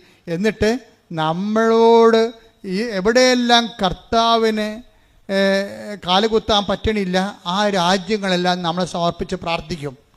നോക്കിയേ, അപ്പോഴേ വണ്ടി വരുമ്പോഴും നമ്മൾ കയറത്തില്ല. കർത്താവേ, കൊന്ത 4ാമത്തെ കേസം വരെ എത്തിയുള്ളൂ, ഒരു കേസം കൂടി കഴിഞ്ഞിട്ട് കൊന്ത വണ്ടി വന്നാൽ ഇപ്പോൾ എന്താ പറ്റി? ആളിൻ്റെ മാറ്റം കണ്ട. നമ്മൾ 4 രഹസ്യം ചെല്ലിയപ്പോൾ വണ്ടി വന്ന്, അപ്പോൾ നമ്മൾ കരയേക്കാം, അകത്തിരുന്ന് ചെല്ലേക്കാം എന്ന് വിചാരിക്കും. എന്താ കാര്യം? അപ്പോൾ വണ്ടി വന്നത് നമ്മളെ നേരത്തെ വന്ന പോലെ നമുക്ക് തോന്നി. ഇപ്പം അതിനാണ് ക്ഷമ എന്ന് പറയുന്നത്. പരിശുദ്ധാത്മാവിൻ്റെ ഫലമാണ്. ഞാൻ മുമ്പ് പറഞ്ഞതാണ് സത്യം. ദൈവം എന്ത് സമ്പൂർണ്ണ A+B² A² + 2AB + 2B² എന്ന് പറഞ്ഞാലും ശരി, എന്ത് സങ്കീർണമാക്കി ദൈവത്തെ നിങ്ങൾ മാറ്റിയാലും ശരി, ദൈവത്തിനെ സങ്കീർണമാക്കി മാറ്റിയതാണ് അക്കാഡമികളുടെ ഏറ്റവും വലിയ ദുരന്തം എന്ന് പറയുന്നത്. ദൈവത്തിന് നമ്മൾ എന്ത് സങ്കീർണമാക്കി മാറ്റിയാലും ഓർക്കുക, കറണ്ട് എത്ര ഉൽപ്പാദിപ്പിച്ചാലും വരേണ്ടത് വയറിലൂടെയാണ്. വരേണ്ടത് ദൈവം എത്ര പവർഫുൾ ആണെന്ന് പറഞ്ഞാലും, ഓംനിപ്പൊട്ടൻ്റാണ്, ഓംനിഷ്യൻ്റ് ആണെന്നൊക്കെ പറഞ്ഞാലും, ഇനി അത് എക്സ്പ്ലെയിൻ ചെയ്ത് നിന്നാൽ പോലും ഇത് നമ്മളുമായിട്ട് കമ്മ്യൂണിക്കേറ്റ് ചെയ്യേണ്ടത് വയറിലൂടെയാണ്, പ്രാർത്ഥനയിലൂടെയാണ്, ദൈവസ്നേഹത്തിൻ്റെ പ്രവർത്തനങ്ങളിലൂടെയാണ്. കോമൺ പീപ്പിൾ കൈകാര്യം ചെയ്യണത് ആ മേഖലയാണ് കൈകാര്യം ചെയ്യണത്. എന്നുവെച്ചാൽ ദൈവത്തെ ടാപ്പ് ചെയ്യുന്നതിന്, ദൈവത്തിൻ്റെ ശക്തി നമ്മളിലേക്ക് അപ്ലോഡ് ചെയ്യുന്നതിന് സിമ്പിളായിട്ടുള്ള മെത്തേഡുകൾ ഉപയോഗിക്കുന്നു കോമൺ പീപ്പിൾ. എന്നിട്ട് ജീവിതത്തിൻ്റെ സങ്കീർണതകൾ ദൈവത്തിൻ്റെ സ്നേഹം കൊണ്ട് അവർ അതിനെ ഫേസ് ചെയ്യുകയാണ്. ദൈവമാണെങ്കിൽ ഇതിനു വേണ്ടി അങ്ങോട്ട് ഇരിക്കുക. എന്ന് വെച്ചാൽ നമ്മൾക്ക് എന്തുമാത്രം സിമ്പിളായിട്ട് മനസ്സിലാക്കി തരാം, അത്രയും സിമ്പിളായിട്ട് മനസ്സിലാക്കും. ദൈവത്തെക്കുറിച്ച് സൈന്യങ്ങളുടെ കർത്താവാണ്. അതുപോലെ തന്നെ ദൈവം എല്ലാം നന്മ സ്വരൂപനാണ്, ദൈവം സച്ചിദാനന്ദനാണ്, എന്തെല്ലാം കാര്യങ്ങളാണ് യേശുവിന് മുമ്പ് ലോകം പറഞ്ഞത്. ഇന്ത്യക്കാരെല്ലാം പറഞ്ഞു ദൈവം സച്ചിദാനന്ദ, സത്ത്, ചിത്ത്, ആനന്ദം എല്ലാം കൂടെ ഒരുമിച്ചിരുന്ന ആളാണ്. ദൈവത്തിൽ സങ്കടമില്ല, ദൈവത്തിൽ മ്യൂട്ടേഷൻ ഇല്ല, ഒന്നുമില്ലെന്ന് പറയും. ഇംഗ്ലീഷുകാരൻ പറയും ഗോഡ്, ദൈവം ഗോഡാണെന്ന് പറയും. എന്താ കാര്യം? ദൈവം എല്ലാം നന്മ, ഗോഡ് ഗുഡ്നെസ് ആണ്, എല്ലാ നന്മകളുടെ സ്വരൂപനാണെന്ന് പറയും. യഹൂദൻ പറയും ദൈവം സൈന്യങ്ങളുടെ കർത്താവാണ്, ഞങ്ങൾക്ക് ആൾക്കാർ കുറവാണ്, ഞങ്ങൾ കുറച്ച് ആൾക്കാർ, ഇപ്പോഴും 1 കോടി ആൾക്കാരുള്ളൂ, ഞങ്ങൾക്ക് വേണ്ട സൈന്യമാണ്, അപ്പം ഞങ്ങളുടെ സൈന്യം ദൈവമാണ്. അതുകൊണ്ട് എപ്പോഴും പറയും കർത്താവേ സൈന്യങ്ങളുടെ കർത്താവേ, അങ്ങനെ വാസസ്ഥലം എത്ര മനോഹരം എന്ന് പറയും. അവർ സൈന്യങ്ങളുടെ കർത്താവാണ്. ഈശോ വന്നോ പറഞ്ഞു സൈന്യങ്ങളുടെ കർത്താവ് അല്ലെന്ന് ഈശോ പറഞ്ഞില്ല. പറഞ്ഞോ? ഗുഡ്നെസ് അല്ലെന്ന് ഈശോ പറഞ്ഞ അല്ല, സച്ചിദാനന്ദ അല്ലെന്ന് ഈശോ പറഞ്ഞില്ല, ഇതൊന്നും നിഷേധിച്ചില്ല. പൂർവ്വകാലങ്ങളിൽ take the word of God, ഹെബ്രായർ 1:1. പൂർവ്വകാലങ്ങളിൽ പ്രവാചകന്മാർ വഴി വിവിധ ഘട്ടങ്ങളിലും വിവിധ രീതികളിലും ദൈവം നമ്മുടെ പിതാക്കന്മാരോട് സംസാരിച്ചിട്ടുണ്ട്. അപ്പൊ ഇവിടെ നിൽക്കുന്ന, അതായത് വിശ്വാമിത്രനായാലും ശരി, ഏത് മഹർഷിയായാലും ശരി, അതുപോലെ തന്നെ മുഹമ്മദ് നബി ആയാലും ശരി, മോശയായാലും ശരി, ഏത് മതസ്ഥാപകനായാലും ശരി, ബൈബിൾ കാണുന്നത് പ്രവാചകനായിട്ടാണ് കാണുന്നത്. ഒള്ളി പ്രവാചകൻ. ഇങ്ങനെ പല ഘട്ടങ്ങളിൽ ദൈവം തൻ്റെ ജനങ്ങളോട് വിവിധ കാലങ്ങളിൽ സംസാരിച്ചിട്ടുണ്ട്. എന്നാൽ ഈ അവസാന കാലങ്ങളിൽ തന്റെ പുത്രൻ വഴി അവിടുന്ന് നമ്മോട് സംസാരിച്ചിരിക്കുന്നു. എന്താണ് സംസാരിച്ചത്? ദൈവം ആരാണെന്ന് പറഞ്ഞത്? ഫാദർ. അതാണ് വിഷയം. എല്ലാം പറഞ്ഞ എല്ലാം റൈറ്റ് ഓഫ് ചെയ്തിട്ട് ദൈവത്തിന് ഒറ്റ ഹെഡിങ് കൊടുത്ത്. എന്താണ്? ഫാദർ. പ്രാർത്ഥിക്കാൻ പറയുമ്പോൾ പറയും കർത്താവേ ഞങ്ങൾക്ക് ദൈവത്തോട് പ്രാർത്ഥിക്കണം. അപ്പോൾ പറയും പ്രാർത്ഥിക്കുമ്പോൾ ഇങ്ങനെ പ്രാർത്ഥിക്കുക, സ്വർഗ്ഗസ്ഥനായ ഞങ്ങളുടെ പിതാവേ. ആർക്കും പ്രാർത്ഥിക്കാൻ പറ്റുന്നതാണ്. അപ്പോൾ ദൈവം പിതാവാണെന്ന് പറയുമ്പോഴേ എന്ത് പിതാവാണ്? തൻ്റെ ഏകജാതിനെ നൽകാൻ തക്ക വിധം അത്രമാത്രം നമ്മളെ സ്നേഹിക്കുന്ന യേശുക്രിസ്തുവിന്റെ പിതാവാണ്. കൈയടിക്കട്ടെ, ശ്രദ്ധിക്കട്ടെ.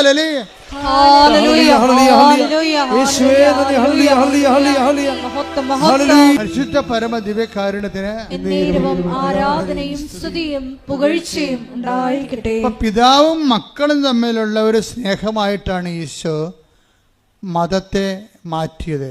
നമ്മുടെ ബന്ധം, മതം എന്ന് പറയുന്നത് എന്താണ്? റിലേഷൻ, ബന്ധം. മതമൊന്നും വിളിക്കേണ്ട കാര്യമില്ല, റിലേഷൻ. നമ്മൾ തമ്മിലുള്ള ദൈവമായിട്ടുള്ള റിലേഷനെ ദൈവം എങ്ങനെയാണ് മാറ്റിയിരിക്കുന്നത്? പിതാവും മക്കളും തമ്മിലുള്ള ബന്ധമായിട്ട് മാറ്റി. ആ ബന്ധമാണ് റിലേഷൻ, അതാണ് മതമെന്ന് പറയണം.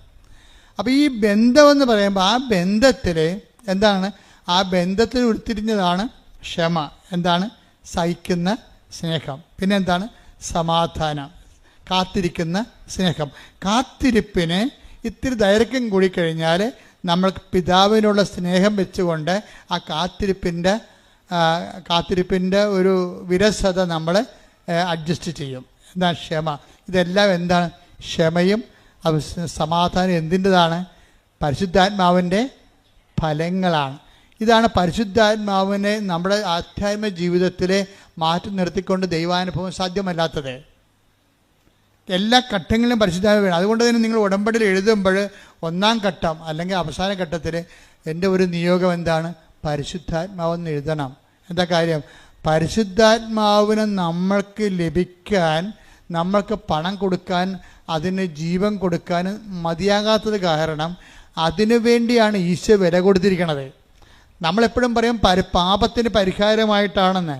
അന്നത്തെ മനുഷ്യന്, ക്രിസ്തുവിന് മുമ്പുള്ള മനുഷ്യന്, യെശയ്യായ്ക്കൊക്കെ അത്രയുമേ വെളിപാട് അവർക്ക് അനുവദിച്ചുള്ളൂ. അവർക്ക് കിട്ടിയ അനുവദിച്ച് കിട്ടിയ വെളിപാട് അവർ പറഞ്ഞിട്ടുണ്ട്. പക്ഷേ ബാക്കിയുള്ളവർക്ക്, ക്രിസ്തുവിന് ശേഷം വന്നവർക്ക് കൂടുതൽ വെളിപാട് കിട്ടി. അതാണ് പരിശുദ്ധാത്മാവ് അവർ കൂടുതൽ സംസാരിക്കണത്. പക്ഷെ ഇത് ആദ്യം സംസാരിച്ച ആരോടാണ്? അമ്മയോടാണ് സംസാരിച്ചത്. പരിശുദ്ധാത്മാവെന്ന് പറയുന്ന ആദ്യ വാക്ക് ദൈവം സംസാരിക്കണ ആരോടാണ്? വെളിപാട് കൊടുക്കുന്ന ആർക്കാണ്? ഇതെങ്ങനെ സംഭവിക്കുമെന്ന് ചോദിക്കുമ്പോൾ എന്ത് പറയും? പരിശുദ്ധാത്മാവ് വേണ്ട രംഗപ്രവേശനം ചെയ്യണം. കണ്ട ആരോടാണ്? ഫസ്റ്റ് കൈനീട്ടം പോലെ പരിശുദ്ധാത്മാവിനെ കൊടുക്കുന്ന ആർക്കാണ്? പരിശുദ്ധാത്മാവും നിന്റെ മേൽ വരും എന്ന് പറഞ്ഞേ. പരിശുദ്ധാത്മാവ് നിന്റെ മേൽ വരും. തന്നിമിത്തം നിന്നിൽ നിന്ന് ഉത്ഭവിക്കുന്നവൻ അത്യുന്നതൻ ദൈവപുത്രനെന്ന് വിളിക്കപ്പെടും. അപ്പൊ പരിശുദ്ധാത്മാവ് നിന്റെ മേൽ വരുമെന്ന് പറയണ ആ സെക്കൻഡില് തന്നെ എന്ത് സംഭവിക്കും? മറിയത്തിലെ സംശയമില്ലാതെ വിശ്വസിക്കും മറിയം. അവിടെയാണ് വിഷയം. മറിയം അമലോത്ഭവയാണെന്ന് പറയാൻ കാരണം ഈ പാപത്തിൻ്റെ ലാഞ്ചനകളോ പാപത്തിൻ്റെ പ്രകൃതിയോ പാപത്തിൻ്റെ ശീലങ്ങളോ ഉണ്ടെങ്കിൽ അതിൻ്റെ കൂടെ വരുന്നതാണ് സംശയം. അതാണ് വിഷയം. അപ്പം അതുകൊണ്ടാണ് ഉടമ്പടിയിൽ 2 ആഴ്ച ഒരിക്കൽ കുമ്പസാരിക്കണമെന്നും കുമ്പസാരിക്കാൻ പറ്റാത്ത അതിനുള്ള സംവിധാനം ഇല്ലാത്ത ആൾക്കാർ വിശുദ്ധിയോടെ ജീവിക്കണമെന്ന് പറഞ്ഞതിൻ്റെ കാരണം അതാണ്. എന്താ കാരണം വെച്ച് കഴിഞ്ഞാൽ ദൈവസ്നേഹത്തിൻ്റെ കൂടെ തന്നെയാണ് ഇതുപോലെ നമ്മൾക്ക് ദൈവത്തോടുള്ള ഒരു നിഷ്കളങ്കമായ സ്നേഹമില്ലെങ്കിൽ, അതായത് ദൈവത്തോടെ സ്നേഹം എന്ന് പറയുമ്പോഴേ തൻ്റെ നിഷ്കളങ്കമായിരിക്കണം. അത് വേറെ ഉദ്ദേശം വെച്ചുള്ള സ്നേഹമായിരിക്കരുത്. എഫെസസ് 1:4 എടുത്ത് തന്റെ മുമ്പാകെ എഫെസസ് 1:4 തന്റെ മുമ്പാകെ സ്നേഹത്തിൽ പരിശുദ്ധരും സംഭവം തന്റെ മുമ്പാകെ സ്നേഹത്തിൽ പരിശുദ്ധരും. അതിൻ്റെ വേറെ ഉദ്ദേശമൊന്നും ഇല്ലാത്ത സ്നേഹമാണ്. അതാണ് പരിശുദ്ധ സ്നേഹം എന്ന് പറയുന്നത്. സ്നേഹം പലതും അളട്രേറ്റഡ് സ്നേഹമുണ്ട്, വേറെ എന്തൊക്കെ കലർപ്പുള്ള സ്നേഹമുണ്ട്. ഇതങ്ങനല്ല. തന്റെ മുമ്പാകെ സ്നേഹത്തിൽ പരിശുദ്ധരും നിഷ്കളങ്കരുമായിരിക്കാൻ ലോകസ്ഥാപനത്തിന് മുമ്പ് തന്നെ അവിടുന്ന് നമ്മെ ക്രിസ്തുവിൽ തിരഞ്ഞെടുത്തു. എന്റെ ദൈവപൈതലേ, നീ ഇന്ന് ക്രിസ്തുവിനെ കുറിച്ച് കേൾക്കുന്നുണ്ടെങ്കിൽ അനാദികാലം മുതലേ ദൈവം നിന്നെ ക്രിസ്തുവിനെ കേൾക്കാൻ ദൈവത്തിന്റെ മകനും മകളുമായി തിരഞ്ഞെടുത്തതിന്റെ ഏറ്റവും വർത്തമാനകാല രൂപമാണ് നിന്റെ ഇവിടെയുള്ള ഇരിപ്പും കേൾവിയും. കൈയടിക്കട്ടെ,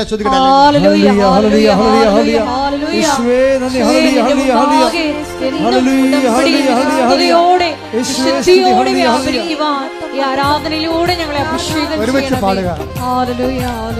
പരിശുദ്ധ പരമ ദിവ്യകാരുണ്യത്തിന് ആരാധനയും സ്തുതിയും പുകഴ്ചയും ഉണ്ടായിരിക്കട്ടെ. ഇപ്പോഴെന്താ വരണം നോക്കിയേ, ദൈവസ്നേഹം കൂടുമ്പോ എന്ത് പറ്റും? സംശയം കുറഞ്ഞു വരും. ദൈവസ്നേഹം കൂടുമ്പോഴേ സംശയം കുറഞ്ഞു വരും. അപ്പോൾ നമ്മൾ ഉടമ്പടി ചെയ്യുന്ന പ്രവർത്തനങ്ങൾ ദൈവസ്നേഹം ലക്ഷ്യം വെച്ചാൽ ചെയ്യേണ്ടത്. അല്ലാതെ ഇനി എത്ര പത്രമുണ്ട് ആർക്ക് കൊടുക്കുമെന്നല്ല ചിന്തിക്കേണ്ടത്. ഇനി എത്ര പത്രമുണ്ട് ആർക്ക് കൊടുക്കുന്നത് ചെയ്യുമ്പോൾ അവർ വല്ലതും പറയുക, പത്രം കൊടുക്കുമ്പോൾ അവർ വല്ലതും പറയട്ടെ. നമ്മുടെ തന്തക്ക് തന്നെ വിളിക്കട്ടെ. അതിന് തന്ത ഉണ്ടല്ല, അപ്പം വിളിക്കും നമ്മളെ. തീർച്ചയായിട്ടും ഉണ്ട്, ഇല്ലാത്തതൊന്നും വിളിക്കാൻ പറ്റത്തില്ല. അപ്പം നമ്മളെ കർത്താവിനെ പ്രതി അങ്ങനെ കേൾക്കുമ്പോൾ ദൈവസ്നേഹം കൂടത്തില്ലേ? അപ്പം ദൈവസ്നേഹം കൂടത്തില്ലേ? അപ്പം നമുക്ക് സന്തോഷം തോന്നില്ലേ? എന്താണ് എൻ്റെ സ്നേഹം കൂടി, കർത്താവിന് വേണ്ടി ഞാൻ അത്രയും സഹിച്ചു. അപ്പം എന്ത് രസാ. അപ്പം അതുകൊണ്ട് ഈ ദൈവസ്നേഹം കൂടുന്നതനുസരിച്ച് എന്ത് പറ്റുന്നറിയാമോ? അതായത് സംശയം കുറയുകയും ചെയ്യും. ഈ സംശയം കുറയണമെങ്കിൽ മാതാവിന് എന്താ സംശയം ഇല്ലാഞ്ഞത്? അവർക്ക് പാപമില്ലാഞ്ഞ കൊണ്ടാണ്. മാതാവിന് സംശയമില്ലാത്തതിൻ്റെ പറഞ്ഞ കാര്യമുണ്ട്. നമ്മുടെ വിശുദ്ധിയും ദൈവസ്നേഹവും നമ്മുടെ സംശയവും തമ്മിൽ കണക്റ്റഡാണ്. ശരിക്കും നമ്മുടെ കിഡ്നി ഹാർട്ട് നമ്മൾ കണക്ട് ചെയ്തിരിക്കണമല്ലേ. കിഡ്നിക്ക് എന്തെങ്കിലും പ്രശ്നം ഉണ്ടായാൽ ഇന്നല്ലെങ്കിൽ നാളെ ഹാർട്ടിന് പ്രശ്നം ഉണ്ടാവും. അത് തന്നെ കാര്യം. അതങ്ങോട്ടും ഇങ്ങോട്ടും പ്രഷർ ബേസ്ഡ് കിഡ്നിയും ഹാർട്ടും പ്രഷറിൻ്റെ ഒരു അത് കൂടുകയോ കുറയുകയോ ചെയ്യുന്നതിൽ ഇവരെ ഈ 2 ഫാക്കൽറ്റിനും ബാധിക്കും എന്ന് പറഞ്ഞപ്പോൾ തന്നെയാണ് ദൈവസ്നേഹത്തിൻ്റെ പ്രശ്നം. ദൈവസ്നേഹം കൂടുകയാണെങ്കിൽ സംശയം കുറയും. സംശയം കുറയുകയാണെങ്കിൽ എന്ത് പറ്റും? വിശ്വാസം കൂടി വരും. ഇതെല്ലാം ഇൻ്റർകണക്റ്റഡാണ്. അപ്പം നമ്മൾ വിശ്വാസത്തിന് കൊണ്ടുപോയല്ല വളം വെക്കേണ്ടത്. പിന്നെ എന്താണ്? ദൈവസ്നേഹത്തിന് വളം കൊടുക്കണം. ദൈവസ്നേഹം എന്ന് പറയുന്നത് എന്താണ്? പരിശുദ്ധാത്മാവിൻ്റെ ഫലമാണ്. 5:22 പരിശുദ്ധാത്മാവിൻ്റെ ഫലങ്ങൾ എന്താണ്? സ്നേഹം, ക്ഷമ, സമാധാനം, അങ്ങനെ പോകുന്നത്. അപ്പം പരിശുദ്ധാത്മാവിൻ്റെ ഫലങ്ങളാണ്. ഇപ്പോഴെന്താണ് ഇപ്പം മാതാവിനോട് പറയുമ്പോൾ അതായത് ഇതെങ്ങനെ സംഭവിക്കുമെന്ന് പറയുമ്പോഴേ അതിനല്ലേ ആ വല്യപ്പനെ ചോദിച്ചത്. യോഹന്നാൻ്റെ അപ്പൻ, അങ്ങനെ പേരെന്നാ? സക്കറിയ. സക്കറിയ ചോദിച്ചത് എന്താണ്? ഇതെങ്ങനെ സംഭവിക്കും? ഞാൻ വയസ്സനല്ലേ, എൻ്റെ ഭാര്യ പ്രായം കവിഞ്ഞവളെ. അതെന്നെ അമ്മയും ചോദിച്ചത്. പക്ഷേ പണി മേടിച്ചത് ആരാണ്? സക്കറിയ. അമ്മ പണി മേടിച്ചില്ല. എന്താ കാര്യം?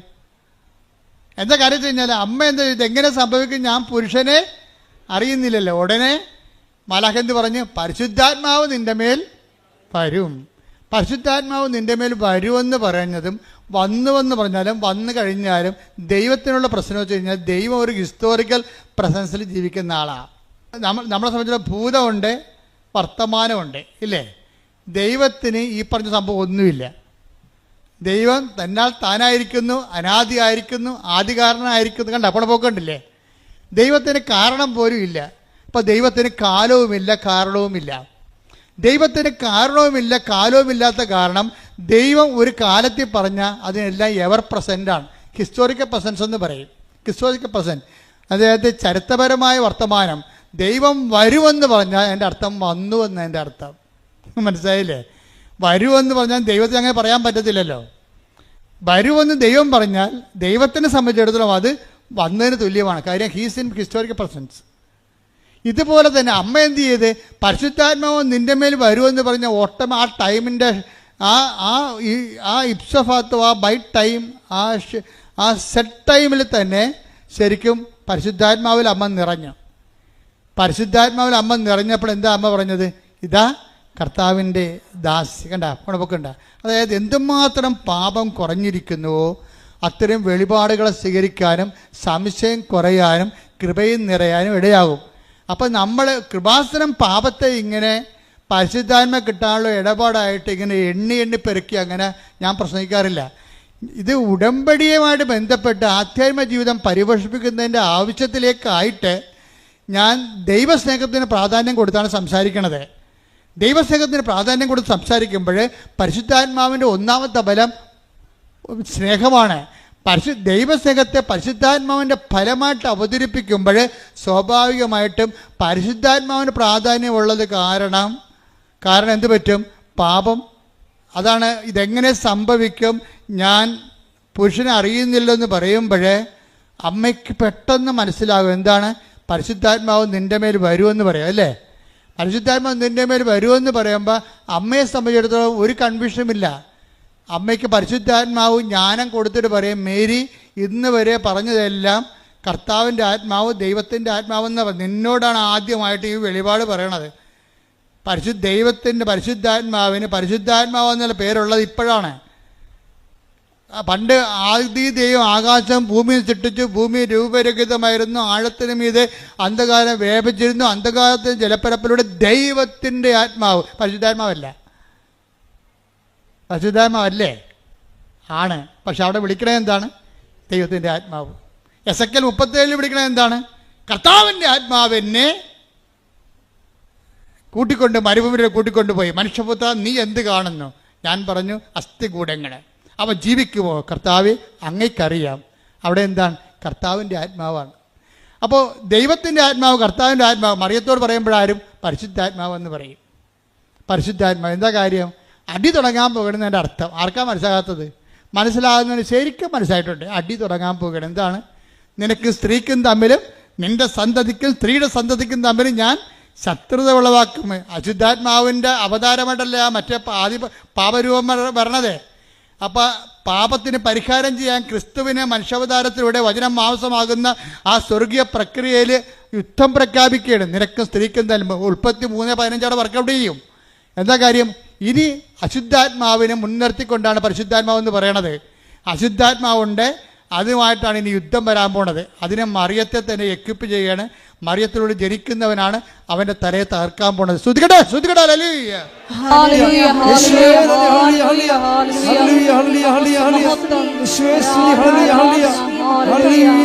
പരിശുദ്ധ പരമ ദിവ്യകാരുണ്യത്തിന്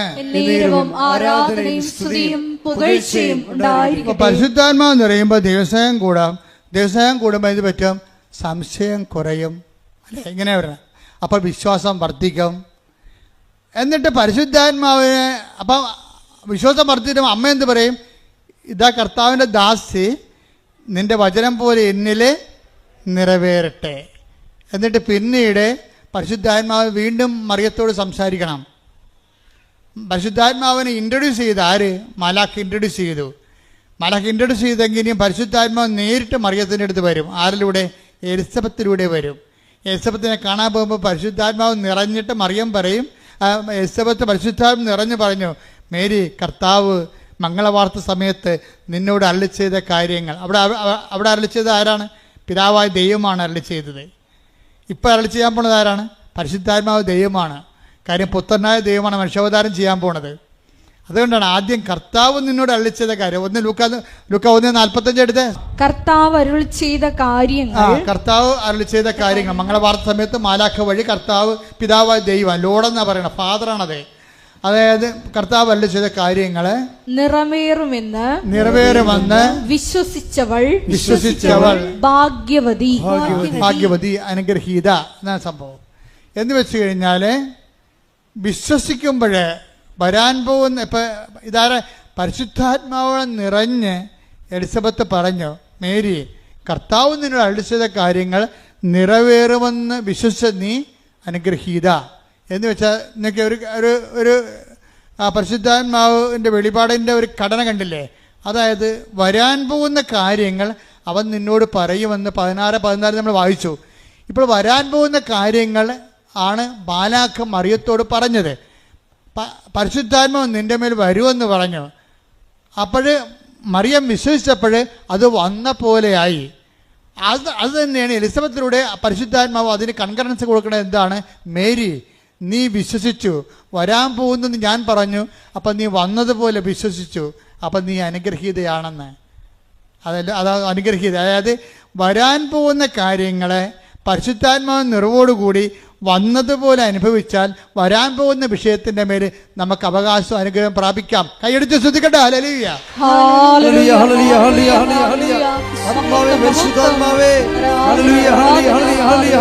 പരിശുദ്ധ പരമദിവ്യകാരുണ്യത്തിന് നമ്മൾ എന്ത് അവസ്ഥയിലാണെങ്കിലും ഉടമ്പടി എടുത്ത ചില ആൾക്കാർ ഉടമ്പടി എടുക്കാമെന്ന് തീരുമാനിക്കുമ്പോൾ തന്നെ എന്തുകൊണ്ടാണ് അവർക്ക് ഹീലിംഗും അടയാളങ്ങളും ധൈര്യവും സമാധാനവും ക്ഷമയും കിട്ടണത്? എന്തുകൊണ്ടാണ്? അവരതിൽ വിശ്വസിക്കുകയാണ്. ചില ആൾക്കാർ ഉടമ്പടി പുതുക്കിയാലും അവർക്ക് പറയുന്ന സമാധാനം ചിലർക്ക് കിട്ടണില്ല. എന്താ കാര്യം? അവരപ്പോഴും സംശയിച്ചുകൊണ്ടേയിരിക്കും. കാര്യം അവർക്ക് അവരെ തന്നെ സംശയമാണ്. സംശയമുള്ള ആൾക്കാർക്കുള്ള ഗുണം, നിങ്ങൾക്ക് സംശയം ഉണ്ടോ ഇല്ലയോ എന്ന് അറിയണമെങ്കിൽ അത് എളുപ്പം എന്ന് വെച്ച് കഴിഞ്ഞാൽ നിങ്ങളുടെ ഉടമ്പടി പ്രവർത്തനങ്ങൾ നോക്കിയാൽ മതി. ഉടമ്പടിയിൽ ഇപ്പോൾ പത്രം കൊടുക്കാൻ എടുക്കണ സമയം അത് വാദപ്പനിക്കാരെ പോലെ ഇങ്ങനെ 1, 2 കൊടുത്ത് ആർക്ക് കൊടുത്തും എപ്പോൾ കൊടുക്കും, ന്യൂട്രായിട്ട് കൊടുക്കും. ചില ആൾക്കാർ കടയിൽ കുത്തിയിരിക്കും. വരുന്നവർക്കൊക്കെ ഒരു മുടക്കുമില്ലല്ലോ, വരുന്നവർക്കെല്ലാം വെറുതെ കൊടുക്കും. പുറത്തിറങ്ങത്തില്ല. പുറത്തിറങ്ങിക്കഴിഞ്ഞാൽ അവർക്ക് അവരുടെ പെയിൻറ്റ് പോകുന്ന പറഞ്ഞ് ഉണ്ടാക്കത്തില്ല. അവർക്ക് കടയുണ്ട് അല്ലെങ്കിൽ എന്തെങ്കിലും സംവിധാനം ഉണ്ടെങ്കിൽ അവിടെ നിന്ന് വരുന്നേ കൊടുക്കും. വരുന്നവർക്ക് ഇത് കൊണ്ടേ വായിക്ക് എന്ന് പറയാം. അപ്പം അവർക്ക് ഏതായാലും അത് ചെയ്യാതിരിക്കാൻ പറ്റത്തില്ല. എന്നാൽ എങ്ങനെയെങ്കിലും ഒപ്പിച്ചുണ്ടാക്കണമെന്നുള്ള രീതിയിലാണ് അത് ചെയ്യണത്. അപ്പോൾ അവർക്ക് സ്നേഹമില്ല. അതുകൊണ്ട് തന്നെ അവിടെ കാര്യങ്ങൾ ലാഗ് ചെയ്യും. ആരുടെയും കുഴപ്പമില്ല, അവർ തന്നെ ഉണ്ടാക്കണതാണ്. സ്വയമായിട്ട് കുഴി കുഴിക്കണതാണത്. കാരണം അവർക്ക് ദൈവസ്നേഹം ഉണ്ടെങ്കിൽ അപ്പോൾ ഈ ഇരിക്കുന്ന ജോമകൾ തന്നെ നോക്കിക്കേ, അവർക്ക് അവർ ഫുൾ ടൈം പ്രവർത്തിക്കുകയാണ്. അവർ MDH മാസ്റ്റർ ഓഫ് തിയോളജിക്ക് വേണ്ടി ആലുവ പഠിക്കുകയാണ്. പക്ഷേ എന്നിട്ട് ഇവിടുന്ന് 10 കാവി കൊണ്ടുപോയി ആലുവ റെയിൽവേ സ്റ്റേഷനിലെല്ലാം കൊടുക്കും. റെയിൽവേ സ്റ്റേഷനിലെല്ലാം കൊടുക്കും കൊണ്ട് നടന്ന്. അതെന്താ കാര്യം? ഇതിനകത്ത് നിൽക്കുന്ന ആൾക്കാരുടെ പരിപാടിയാണിത്. എന്ന് വെച്ച് കഴിഞ്ഞാൽ നമുക്ക് ദൈവസ്നേഹം ഉണ്ടെങ്കിൽ നമുക്ക് സംശയം ഉണ്ടാകത്തില്ല, നമുക്ക് ബോധ്യം ഉണ്ടാകും. ബോധ്യം ഉണ്ടാവുമെങ്കിൽ എല്ലാം കർത്താവ് വേണ്ട സമയത്ത് ക്രമീകരിക്കും. ദൈവത്തിൽ നമ്മളെ ഏൽപ്പിച്ചിരിക്കുകയാണ്. ഇനി നമ്മളെന്ത് നോക്കാനാണ്? ദൈവം നമ്മളെക്കാൾ എത്രയോ ലക്ഷക്കണക്കിന് മനുഷ്യരെ കണ്ടും അതിനേക്കാൾ ഈ ഭൂമി സൃഷ്ടിച്ച അപാരതയുടെ ഒരു ദൈവമല്ലേ.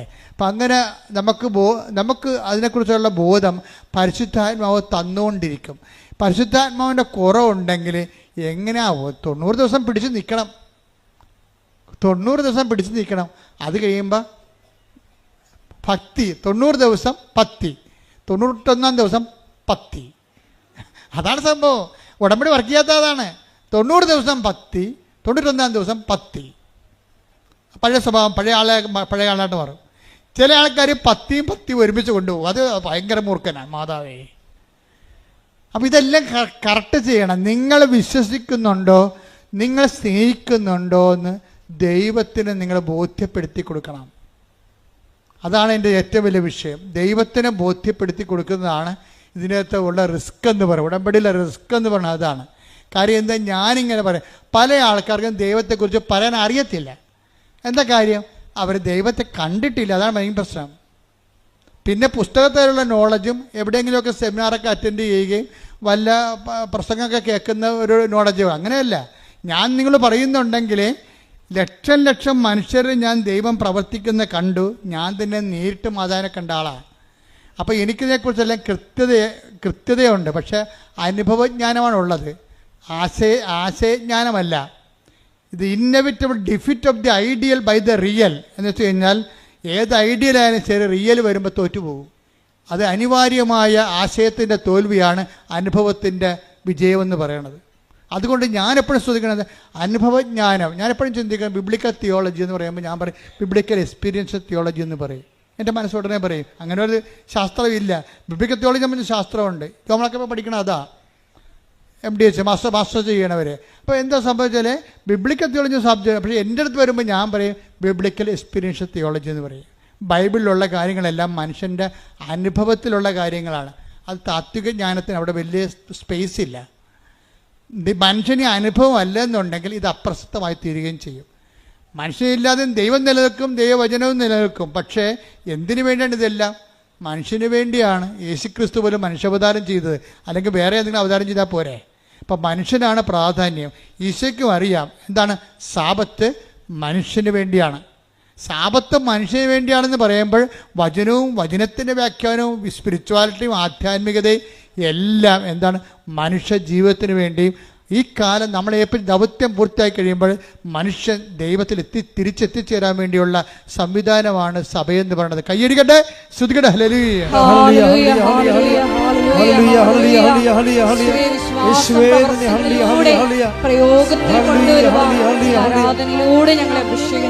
പരിശുദ്ധ പരമ ദിവ്യകാരുണ്യത്തിന് ആരാധനയും സ്തുതിയും പുകഴ്ചയും ഉണ്ടായിരിക്കട്ടെ. എന്താണ് ആധ്യാത്മികത്തിന് അടിസ്ഥാനമായിട്ട് ഞാൻ മറിയത്തെ അവതരിപ്പിക്കുന്നത്? എന്തുകൊണ്ടാണ്? ഈ ഭൂമിയുടെ അനുഭവങ്ങളിലെ അനുഭവത്തിൻ്റെ ആൽഫയും ഒമേഗയുമാണ് മറിയമെന്ന് പറയണത്. ആധ്യാത്മിക അനുഭവത്തിൻ്റെ ആൽഫയും ഒമേഗയാണ്. എന്താ കാര്യം? ഒന്ന്, അവർ പുരുഷനെ അറിയാതെ ഗർഭം ധരിക്കുമ്പോൾ തന്നെ, പരിശുദ്ധാത്മാവ് ഗർഭം ധരിക്കുമ്പോൾ തന്നെ അതിൻ്റെ നാണക്കേടും മാനക്കേടും സ്ത്രീയെപ്പോലെ അനുഭവിച്ചിട്ട് അവർ പെരുവഴി പ്രസവിക്കാൻ വേണ്ടി ദൈവം വിടുകണവരാ. അപ്പോൾ ഒരു മനുഷ്യനെ അനുഭവിക്കും. നിങ്ങൾക്ക് വീടില്ല, വഴിയില്ല, ജോലിയില്ലെന്ന് പറയുമ്പോഴൊക്കെ ഇവിടെ പറഞ്ഞാൽ ആദ്യം ഒന്ന് ചിരിക്കും, പിന്നെ പറയാൻ സാരമില്ല, ഞാൻ നിനക്കുള്ള ഗതികെട്ടാണ് പ്രസവിച്ചത്, എങ്കിലും നിനക്ക് ഞാൻ തരാമെന്ന് പറയും. അത് ഒരു മനുഷ്യൻ അനുഭവിക്കാവുന്നതിൻ്റെ മാക്സിമം അനുഭവിച്ചിട്ട് അവസാനം ഈ മകനെ ഈ നഗ്നനായിട്ട് തുണിയെ കെട്ടിയിട്ട് ഒരു കുറവ് ഇറച്ചിയായിട്ട് ഇങ്ങനെ മടിയിലെടുക്കും. മടിയിലെടുത്തിട്ട് ഇവർ കല്ലറയിൽ വെക്കാൻ വേണ്ടി കൈ നീട്ടി കൊടുക്കും. പിന്നെ ഇവരെ കാണത്തില്ല, ക്രിസ്തുവിനെയും കാണത്തില്ല. ഞാനെപ്പോഴും ഓർക്കും കല്ലറയിൽ അപ്രത്യക്ഷമായത് ഈശോ മാത്രമല്ല, മറിയവും അപ്രത്യക്ഷമായി. ബൈബിളിലും പിന്നെ മറിയത്തെക്കുറിച്ച് അധികം പറയത്തില്ല. എന്താ? കർത്താവ് അരുളി ചെയ്ത കാര്യങ്ങൾ നിറവേറുമെന്ന് അവൾ വിശ്വസിച്ചു. കർത്താവ് എന്താണ് അരുളി ചെയ്തത്? കർത്താവ് അവളോട് അരുളി ചെയ്തത് എന്താണ്? മനുഷ്യാവതാരത്തിൻ്റെ സമയത്ത് അവൻ്റെ രാജ്യത്തിന് അവസാനം ഉണ്ടാകില്ലെന്നാണ് പറഞ്ഞിരിക്കുന്നത്. Take the word of God 1:33. ശ്രദ്ധിക്കട്ടെ. ഹല്ലേലൂയ. Hallelujah, hallelujah. യേശുവേ നന്ദി. ഹല്ലേലൂയ. ലൂക്ക 1:33. യാക്കോബിന്റെ ഭവനത്തിന്മേൽ പറഞ്ഞ യാക്കോബിന്റെ ഭവനത്തിന്റെ മേൽ അവൻ എന്നേക്കും ഭരണം നടത്തും. അവന്റെ രാജ്യത്തിന് അവസാനം ഉണ്ടാവുകയില്ല. അപ്പൊ അവനും മരണമില്ല, മരണത്തെ അവൻ ജയിക്കുമെന്നും ഉയർത്തെഴുന്നേൽക്കുമെന്നും എല്ലാം ഇറ്റ് ഈസ് അണ്ടർസ്റ്റുഡ് ഇംപ്ലിസിറ്റ്. ഇതാണ് അവൻ ഉയർത്തെഴുന്നേൽക്കുമെന്നോ അമ്മയോടാണ് ആദ്യം പറയണത്. അമ്മ എന്ത് ചെയ്തു? അവൻ്റെ രാജ്യത്തിന് അവസാനം ഉണ്ടാകുകയില്ല, അവൻ മരിച്ചാലും ഉയർത്തെഴുന്നേൽക്കുമെന്ന് ആദ്യം പിതാവായ ദൈവം മാലാഖയിലൂടെ അമ്മയോട് പറയുമ്പോഴേ എലിസബത്തിൻ്റെ വീട്ടിൽ ചെല്ലുമ്പോൾ പരിശുദ്ധാത്മാവ് എലിസബത്തിനോട് പറയും, നിന്നോട് പറഞ്ഞില്ലേ മേരി, അപ്പായി പറഞ്ഞില്ലേ അവൻ മരിച്ചാലും ഉയർത്തെഴുന്നേൽക്കുമെന്ന്, അവൻ്റെ രാജ്യത്തിന് അവസാനം ഉണ്ടാകില്ലെന്ന്. അത് തന്നെ എനിക്കും പറയാനുള്ളത്. നിന്നെ ബ്ലസ് ചെയ്തിരിക്കണം അപ്പ. എന്തുകൊണ്ടാണെന്ന് അറിയാവോ? ആ പറഞ്ഞത് നീ വിശ്വസിച്ചു. കർത്താവ് നിന്നോട് അരുളി ചെയ്ത കാര്യങ്ങൾ വിശ്വസിച്ച് നീ കർത്താവിൻ്റെ പുനരുദ്ധാനത്തെക്കുറിച്ച് ആദ്യമായി സാക്ഷിയായി ജീവിച്ച് വിശ്വസിച്ച നീ ഭാഗ്യവതി. കൈയടിക്കട്ടെ, ശ്രുതികട്ടെ. Hallelujah, hallelujah, hallelujah, hallelujah. യേശുവേ നന്ദി. Hallelujah, hallelujah, hallelujah. പരിശുദ്ധ പരമദിവ്യകാരുണ്യത്തിന് ആരാധനയും സ്തുതിയും പുകഴ്ചയും ഉണ്ടായിരിക്കട്ടെ. അപ്പൊ പുനരുദ്ധാനത്തിന്റെ പ്രഥമ സാക്ഷി ആരാണ്? അമ്മയാണ്. അമ്മയുടെ ജീവിതം മുഴുവനും അപ്പോസ്തലന്മാർ പുനരുദ്ധാനത്തിന് സാക്ഷിയാകണത് കർത്താവ് പുനരുദ്ധാനം കഴിഞ്ഞതിന് ശേഷമാണ്. പക്ഷെ എല്ലാവരും മഗ്ദലന മറിയം ഉൾപ്പെടെ പുനരുദ്ധാനത്തിന് സാക്ഷിയാകണത് കർത്താവിൻ്റെ പുനരുദ്ധാനത്തിന് ശേഷമാണ്. അമ്മയുടെ ജീവിതം തന്നെ പുനരുദ്ധാനത്തിൻ്റെ ജീവിതം സാക്ഷിയായിട്ട് ജീവിക്കുകയും. എന്താ കാര്യം? കർത്താവ് അരുളി ചെയ്യുന്നത് 1:33 പറഞ്ഞു. കർത്താവ് അരുളി ചെയ്ത കാര്യങ്ങൾ, അതായത് 1:33 എന്താ പറഞ്ഞത്? വരാൻ പോകുന്ന കാര്യങ്ങൾ നമ്മൾ 16-14 വായിച്ചു. ആ വരാൻ പോകുന്ന കാര്യങ്ങളാണ് മാലാഖ 1:33 പറയണത്. എന്താണ്? അവൻ്റെ രാജ്യത്തിന് അവസാനം ഉണ്ടായില്ലെന്ന്, അവൻ മരിച്ചാലും പുനരുദ്ധാനം ചെയ്യുമെന്ന്. അതാണ് എലിസബത്തിന്റെ വീട്ടിൽ 1:45 ലൂക്ക പറയണത്. മേരി, നീ ബ്ലെസ്സഡാണ്. എന്താണ് കാരണം? കർത്താവ് നിങ്ങളുടെ അരുളി ചെയ്ത കാര്യങ്ങൾ നിറവേറുമെന്ന് നീ വിശ്വസിച്ചു. അതായത് എന്താണ് വിശ്വസിച്ചത്? കർത്താവിൻ്റെ പുനരുദ്ധാനത്തിൽ നീ വിശ്വസിച്ചു. അവൻ്റെ പുനരുദ്ധാനത്തെ വിശ്വസിച്ചുകൊണ്ട് തന്നെയാണ് മറിയം. അതുകൊണ്ടാണ് ഈശോ ചോദിക്കണത്. ഈശോയെ കാണാതെ വരുമ്പോൾ ഞാനും നിൻ്റെ അപ്പനും കൂടി എന്തുമാത്രം നിന്നെ അന്വേഷിച്ചെന്ന് അറിയാവോ എന്ന് ചോദിക്കുമ്പോൾ അമ്മ അപ്പം ഈശോ പറയും, മേരി, യു നോ ഇറ്റ്. നിങ്ങൾക്കറിയാം. എന്താണ്? ഞാൻ എൻ്റെ പിതാവിൻ്റെ കാര്യത്തിൽ വേപൃതനായിരിക്കേണ്ടവനാണെന്ന് നിങ്ങൾക്ക് അറിയാൻ പാടില്ല. എന്ന് വെച്ചാൽ അറിയാമയ്ക്ക് കൈയടിക്കട്ടെ, ശ്രദ്ധിക്കട്ടെ.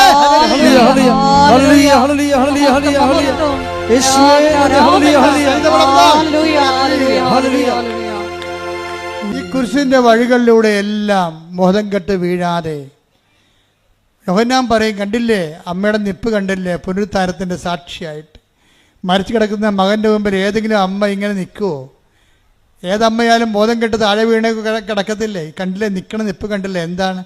അമ്മ കുരിശിൻ്റെ ചുവട്ടിൽ നിന്നിരുന്നു. ആരായിട്ട് നിന്ന്? ഈശോയുടെ പുനരുദ്ധാനത്തിൻ്റെ സാക്ഷിയായിട്ട്. ഇപ്പം നിന്നതല്ലല്ലോ, മംഗളവാർത്ത കാലം മുതൽ തന്നെ അവർ പുനരുദ്ധാനത്തിൻ്റെ സാക്ഷിയാണ്. അതുകൊണ്ട് തന്നെയാണ് പല വിഷയങ്ങളും അമ്മ ഹൃദയത്തിൽ സംഗ്രഹിക്കണത്. എന്താണ് സംഗ്രഹിക്കണത്? എല്ലാത്തിൻ്റെ അവസാനം എൻ്റെ മകൻ ദൗത്യം പൂർത്തിയാക്കി പുനരുദ്ധാനം ചെയ്യും, ലോകത്തിൻ്റെ രക്ഷ കൈവരും. രക്ഷയെ ധ്യാനിച്ചുകൊണ്ടാണ് അമ്മയെല്ലാം ക്രിസ്തുവിലൂടെ സംഭവിക്കാൻ പോകുന്ന പുനരുദ്ധാനത്തിലൂടെ വരാൻ സമാഗതമാകാൻ പോകുന്ന മനുഷ്യൻ്റെ രക്ഷയെ ധ്യാനിച്ചുകൊണ്ട് അമ്മ ഒറ്റ വാക്കിൽ ഒതുക്കും. എന്താണ്? മേരി ഹൃദയത്തിൽ സംഗ്രഹിച്ചു. കയ്യടിക്കട്ടെ.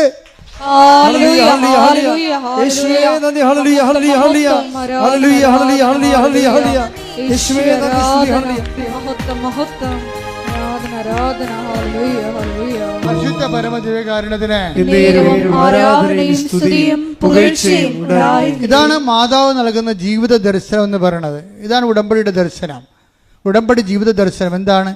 എന്ത് സംഭവിച്ചാലും അത് അപ്പായുടെ തിരുമനസ്സിൻ്റെ കീഴ്പ്പെടുന്നുകൊണ്ട് ഇതാ കർത്താവിൻ്റെ ദാസി എന്ന് പറഞ്ഞുകൊണ്ട് കുരിശിൻ്റെ ചുവട്ടിൽ വരെ നിന്നുകൊണ്ട് തന്നെ ഏൽപ്പിച്ച ജോലി പൂർത്തിയാക്കുമ്പോൾ അമ്മ ഉള്ളിൽ പറയുന്നതാണ്, ഞാൻ സാക്ഷിയാണ്. എന്തിൻ്റെ സാക്ഷിയാണ്? പുനരുത്ഥാനത്തിൻ്റെ സാക്ഷി. ദൈവപൈതലേ, എൻ്റെയും നിൻ്റെയും ജീവിതത്തിൽ നന്മയും തിന്മയും വരാം. പക്ഷെ ക്രിസ്ത്യാനിക്കോ വിശ്വാസിക്കോ തിന്മയില്ല. എന്താ കാര്യം? എല്ലാ തിന്മകളിലും പുരുഷൊരു തിന്മയാണെങ്കിൽ ആ തിന്മയിലൂടെയാണ് അവൻ മഹത്വവൽക്കരിക്കപ്പെട്ടത്. മുൾക്കിരീടം ഒരു തിന്മയാണെങ്കിൽ ആ തിന്മയിലൂടെയാണ് അവൻ പാപത്തിന്മേൽ അധികാരം സ്ഥാപിച്ചത്. അവൻ്റെ തിരുവിലാലും മുറിവ് ഒരു തിന്മയാണെങ്കിൽ ആ തിന്മയിലൂടെയാണ് ആ സ്നേഹിച്ച് ലോകത്തെ കീഴടക്കിയത്. അത് ലോകത്തെ കീഴടക്കാൻ വേണ്ടി ഈശോ പറഞ്ഞു, ഞാൻ ലോകത്ത് നിങ്ങൾക്ക് ഞെരുക്കങ്ങളുണ്ടാവും, കുരിശുകളുണ്ടാവും, തിരുവിലാൽ മുറിവുണ്ടാവും, മുൾക്കിരീടമുണ്ടാകും. എങ്കിലും ധൈര്യമായിരിക്കുവിൻ. പുനരുത്ഥാനത്തിൻ്റെ ശക്തിയാൽ പുനരുത്ഥാനത്തെ സാക്ഷിയാകാൻ ഓർത്തുകൊണ്ട് മാതാവിനെപ്പോലെ സാക്ഷ്യം വഹിക്കുവാൻ സമർപ്പിച്ചുകൊണ്ട് നമുക്ക് ശക്തരാകാം. ദൈവം നമ്മൾ അനുഗ്രഹിക്കട്ടെ. ശ്രദ്ധിക്കട്ടെ.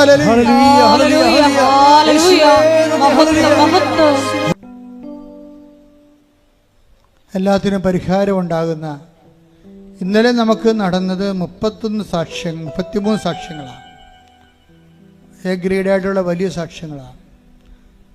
നമ്മളെ ദൈവം വചനവും വചനാധ്യക്ഷമായ ജീവിതവും കർത്താവിൻ്റെ പുനരുത്ഥാനവും സുവിശേഷം സാക്ഷ്യവും ഒക്കെ വളരെ ഗുരുതരമായ രീതിയിൽ പഠിപ്പിച്ചുകൊണ്ടിരിക്കുകയാണ്. അതുകൊണ്ട് തന്നെ നിങ്ങൾ ദൈവരാജ്യത്തിന് നീതിയെയും കുറിച്ച് അന്വേഷിക്കുക. ബാക്കിയുള്ള കാര്യങ്ങൾ കർത്താവ് ചേർത്ത് നൽകുന്നതാണെന്നാണ് ഇതിൻ്റെ ഒരു സംക്ഷിപ്തം. അതുകൊണ്ട് തന്നെ നമ്മളിപ്പോഴ് നിങ്ങൾ പരസ്പരം ശിരസ് കൈവച്ച് പ്രാർത്ഥിക്കേണ്ട സമയമാണ്. അച്ഛൻ ഈ സമയത്ത് ഉടമ്പുഴ മുഴുവൻ സബ്ജക്റ്റ് കൈകാര്യം ചെയ്യും പ്രാർത്ഥനയിൽ.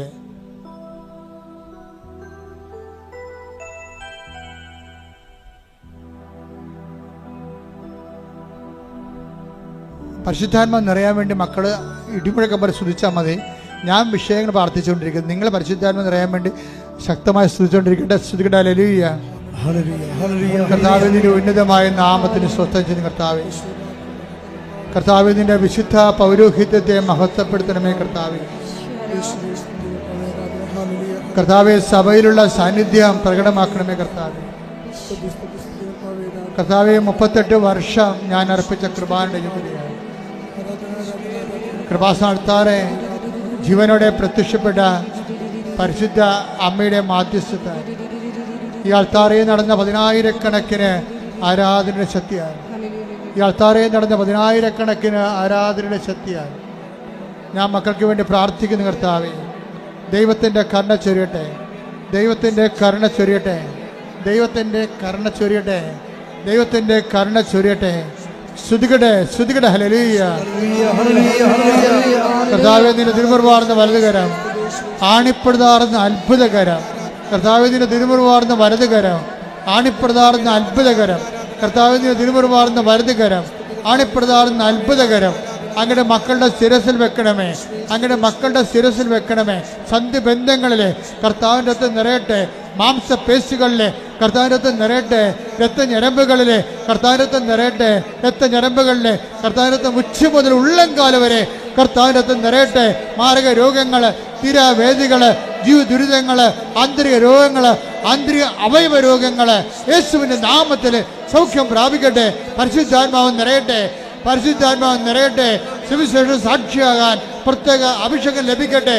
കർത്താവെ, ജീവിക്കാൻ മാർഗമില്ലാത്തവര്, വീടില്ലാത്തവര്, വഴിയില്ലാത്തവര്, കർത്താവെ, വീടിലെ വേദന വിട്ടുമാറാത്തവര്, ജീവിതമാർഗം മുട്ടിപ്പോയവര്, ജോലി, പഠനം, പരീക്ഷ, കർത്താവെ, ഇങ്ങനെയുള്ള എല്ലാ മേഖലകളിൽ സംഘർഷത്തോടെ ജീവിക്കുന്നവരുടെ മേൽ കർത്താവിൻ്റെ സാന്ത്വനം നൽകണമേ എന്ന് പ്രാർത്ഥിക്കുന്നു. ആശുപത്രിയിൽ പോകാനിരിക്കുന്നവര്, ആശുപത്രി കിടക്കുന്നവര്, ഓപ്പറേഷൻ നിശ്ചയിച്ചിട്ടുള്ളവര്, ഓപ്പറേഷൻ കഴിഞ്ഞു വീട്ടിൽ താമസിക്കുന്നവര്, കർത്താവെ, മക്കളില്ലാത്തവര്, വിവാഹം ഒത്തുവരാത്തവര്, ഡൈവേഴ്സ്, കർത്താവെ, ഡൈവേഴ്സിന് വേണ്ടി ഒരുങ്ങിക്കൊണ്ടിരിക്കുന്നവര്, അതിൽ അകപ്പെട്ടു പോയവര് എല്ലാം സംബന്ധിച്ച് പ്രാർത്ഥിക്കുന്നു.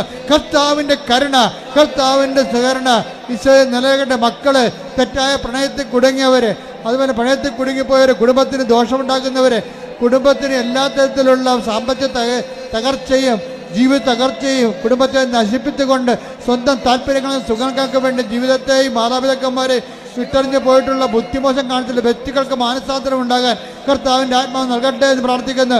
കർത്താവിൻ്റെ ആത്മാവ് പ്രവർത്തിക്കട്ടെ പ്രാർത്ഥിക്കുന്നു.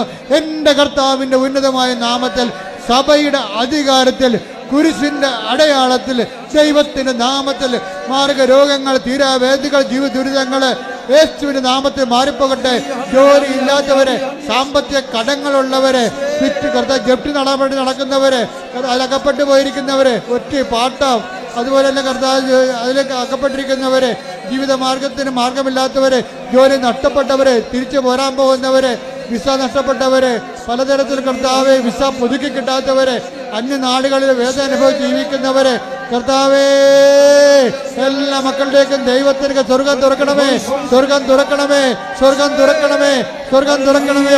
കർത്താവിന്റെ ആത്മാവ് ഇടിത്തീ പോലെ, കർത്താവിന്റെ ആത്മാവ് ഏലിയായി നിവസിച്ച പരിശുദ്ധാത്മാവ്, ദാവീദ് നിവസിച്ച പരിശുദ്ധാത്മാവ്, യേശു ക്രിസ്തു നിവസിച്ച പരിശുദ്ധാത്മാവ്, ശിഷ്യന്മാർ ഇറങ്ങിവച്ച പരിശുദ്ധാത്മാവിനാൽ അഭിഷേകം ചെയ്യപ്പെട്ടെ, അഭിഷേകം ചെയ്യപ്പെട്ടെ, അഭിഷേകം ചെയ്യപ്പെടട്ടെ. യേശുവിന്റെ നാമത്തിൽ എല്ലാ കോശങ്ങളും പേശികളും യേശുവിന്റെ നാമത്തിൽ പെരുമഴ പോലെ, കൊടുങ്കാറ്റ് പോലെ വീശി അടിക്കട്ടെ. ആത്മാവിനെ വീശടിക്കട്ടെ, ആത്മാവ് വീശടിക്കട്ടെ. യേശുവിന്റെ നാമം ദൈവവിളികളില്ലാത്ത കുടുംബങ്ങള്, ദൈവവിളികൾക്ക് എല്ലാ തരത്തിലുള്ള തടസ്സങ്ങളുള്ളവര്, ദൈവവിളി നഷ്ടപ്പെടാൻ പോകുന്നവര്, എല്ലാ സ്ഥലത്തും പ്രാർത്ഥിക്കും. പുതിയ ദൈവവിളിക്ക് വേണ്ടി പ്രാർത്ഥിക്കുന്നവര് എല്ലാവരുടെ ദൈവത്തിന്റെ കണ്ടെത്തരട്ടെ. Power and grace.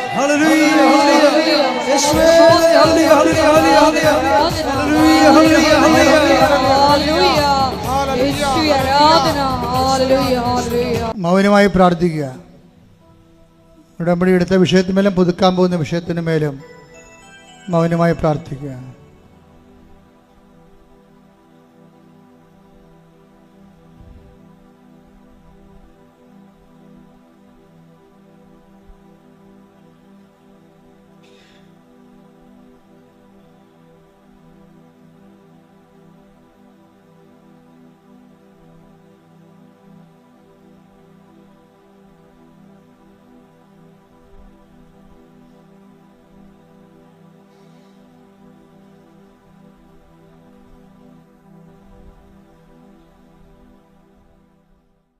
സമാപന ആശീർവാദത്തിലേക്ക് പോവുകയാണ് നമ്മൾ.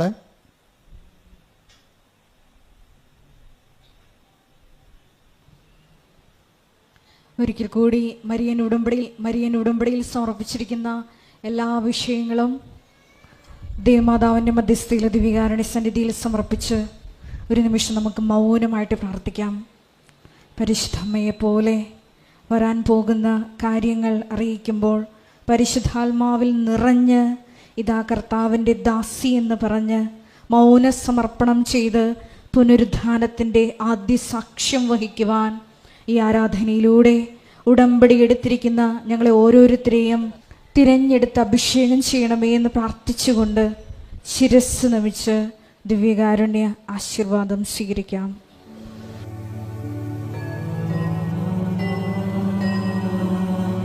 നിങ്ങൾ പറയുക മാത്രമല്ല, അത് ടൈപ്പ് ചെയ്ത് അന്നത്തെ ആവശ്യം പറ്റുമെങ്കിൽ ടൈപ്പ് ചെയ്ത് കൂടി നിങ്ങൾ ആ പ്രാർത്ഥനയുടെ ഭാഗമാക്കണം.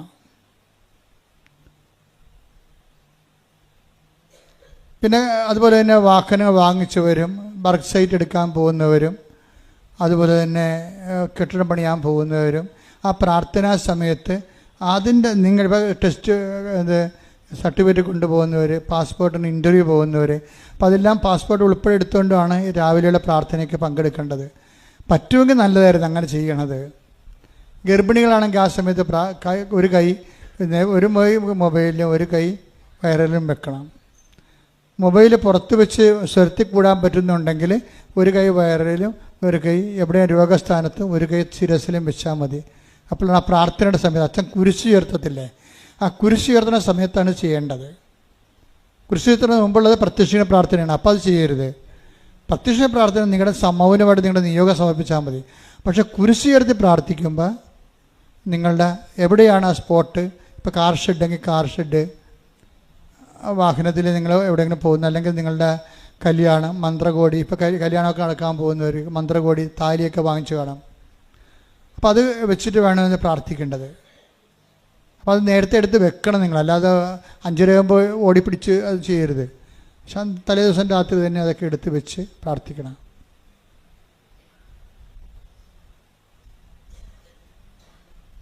ഇങ്ങനെയുള്ള സംഭവങ്ങളൊക്കെ ഇവിടെ സമർപ്പിക്കാൻ വേണ്ടി ഞാനിവിടെ കുറച്ച് കഴിയുമ്പോൾ ഒരു പീഠം ഇതിനു വേണ്ടി വെക്കും മാതാവിൻ്റെ അടുത്ത്. ഇപ്പം നിങ്ങളുടെ മന്ത്രകോടി, ചില ആൾക്കാർ മന്ത്രകോടി കൊണ്ടും താഴെ വെക്കുന്നുണ്ട്, ചില താലി കൊണ്ട് താഴെ വെക്കുന്നുണ്ട്, ചില ആൾക്കാർ കല്യാണം കഴിച്ചതിന് ശേഷം ചില ആൾക്കാർ മക്കളെ കൊണ്ടുവന്ന് അവിടെ കിടത്തണുണ്ട്.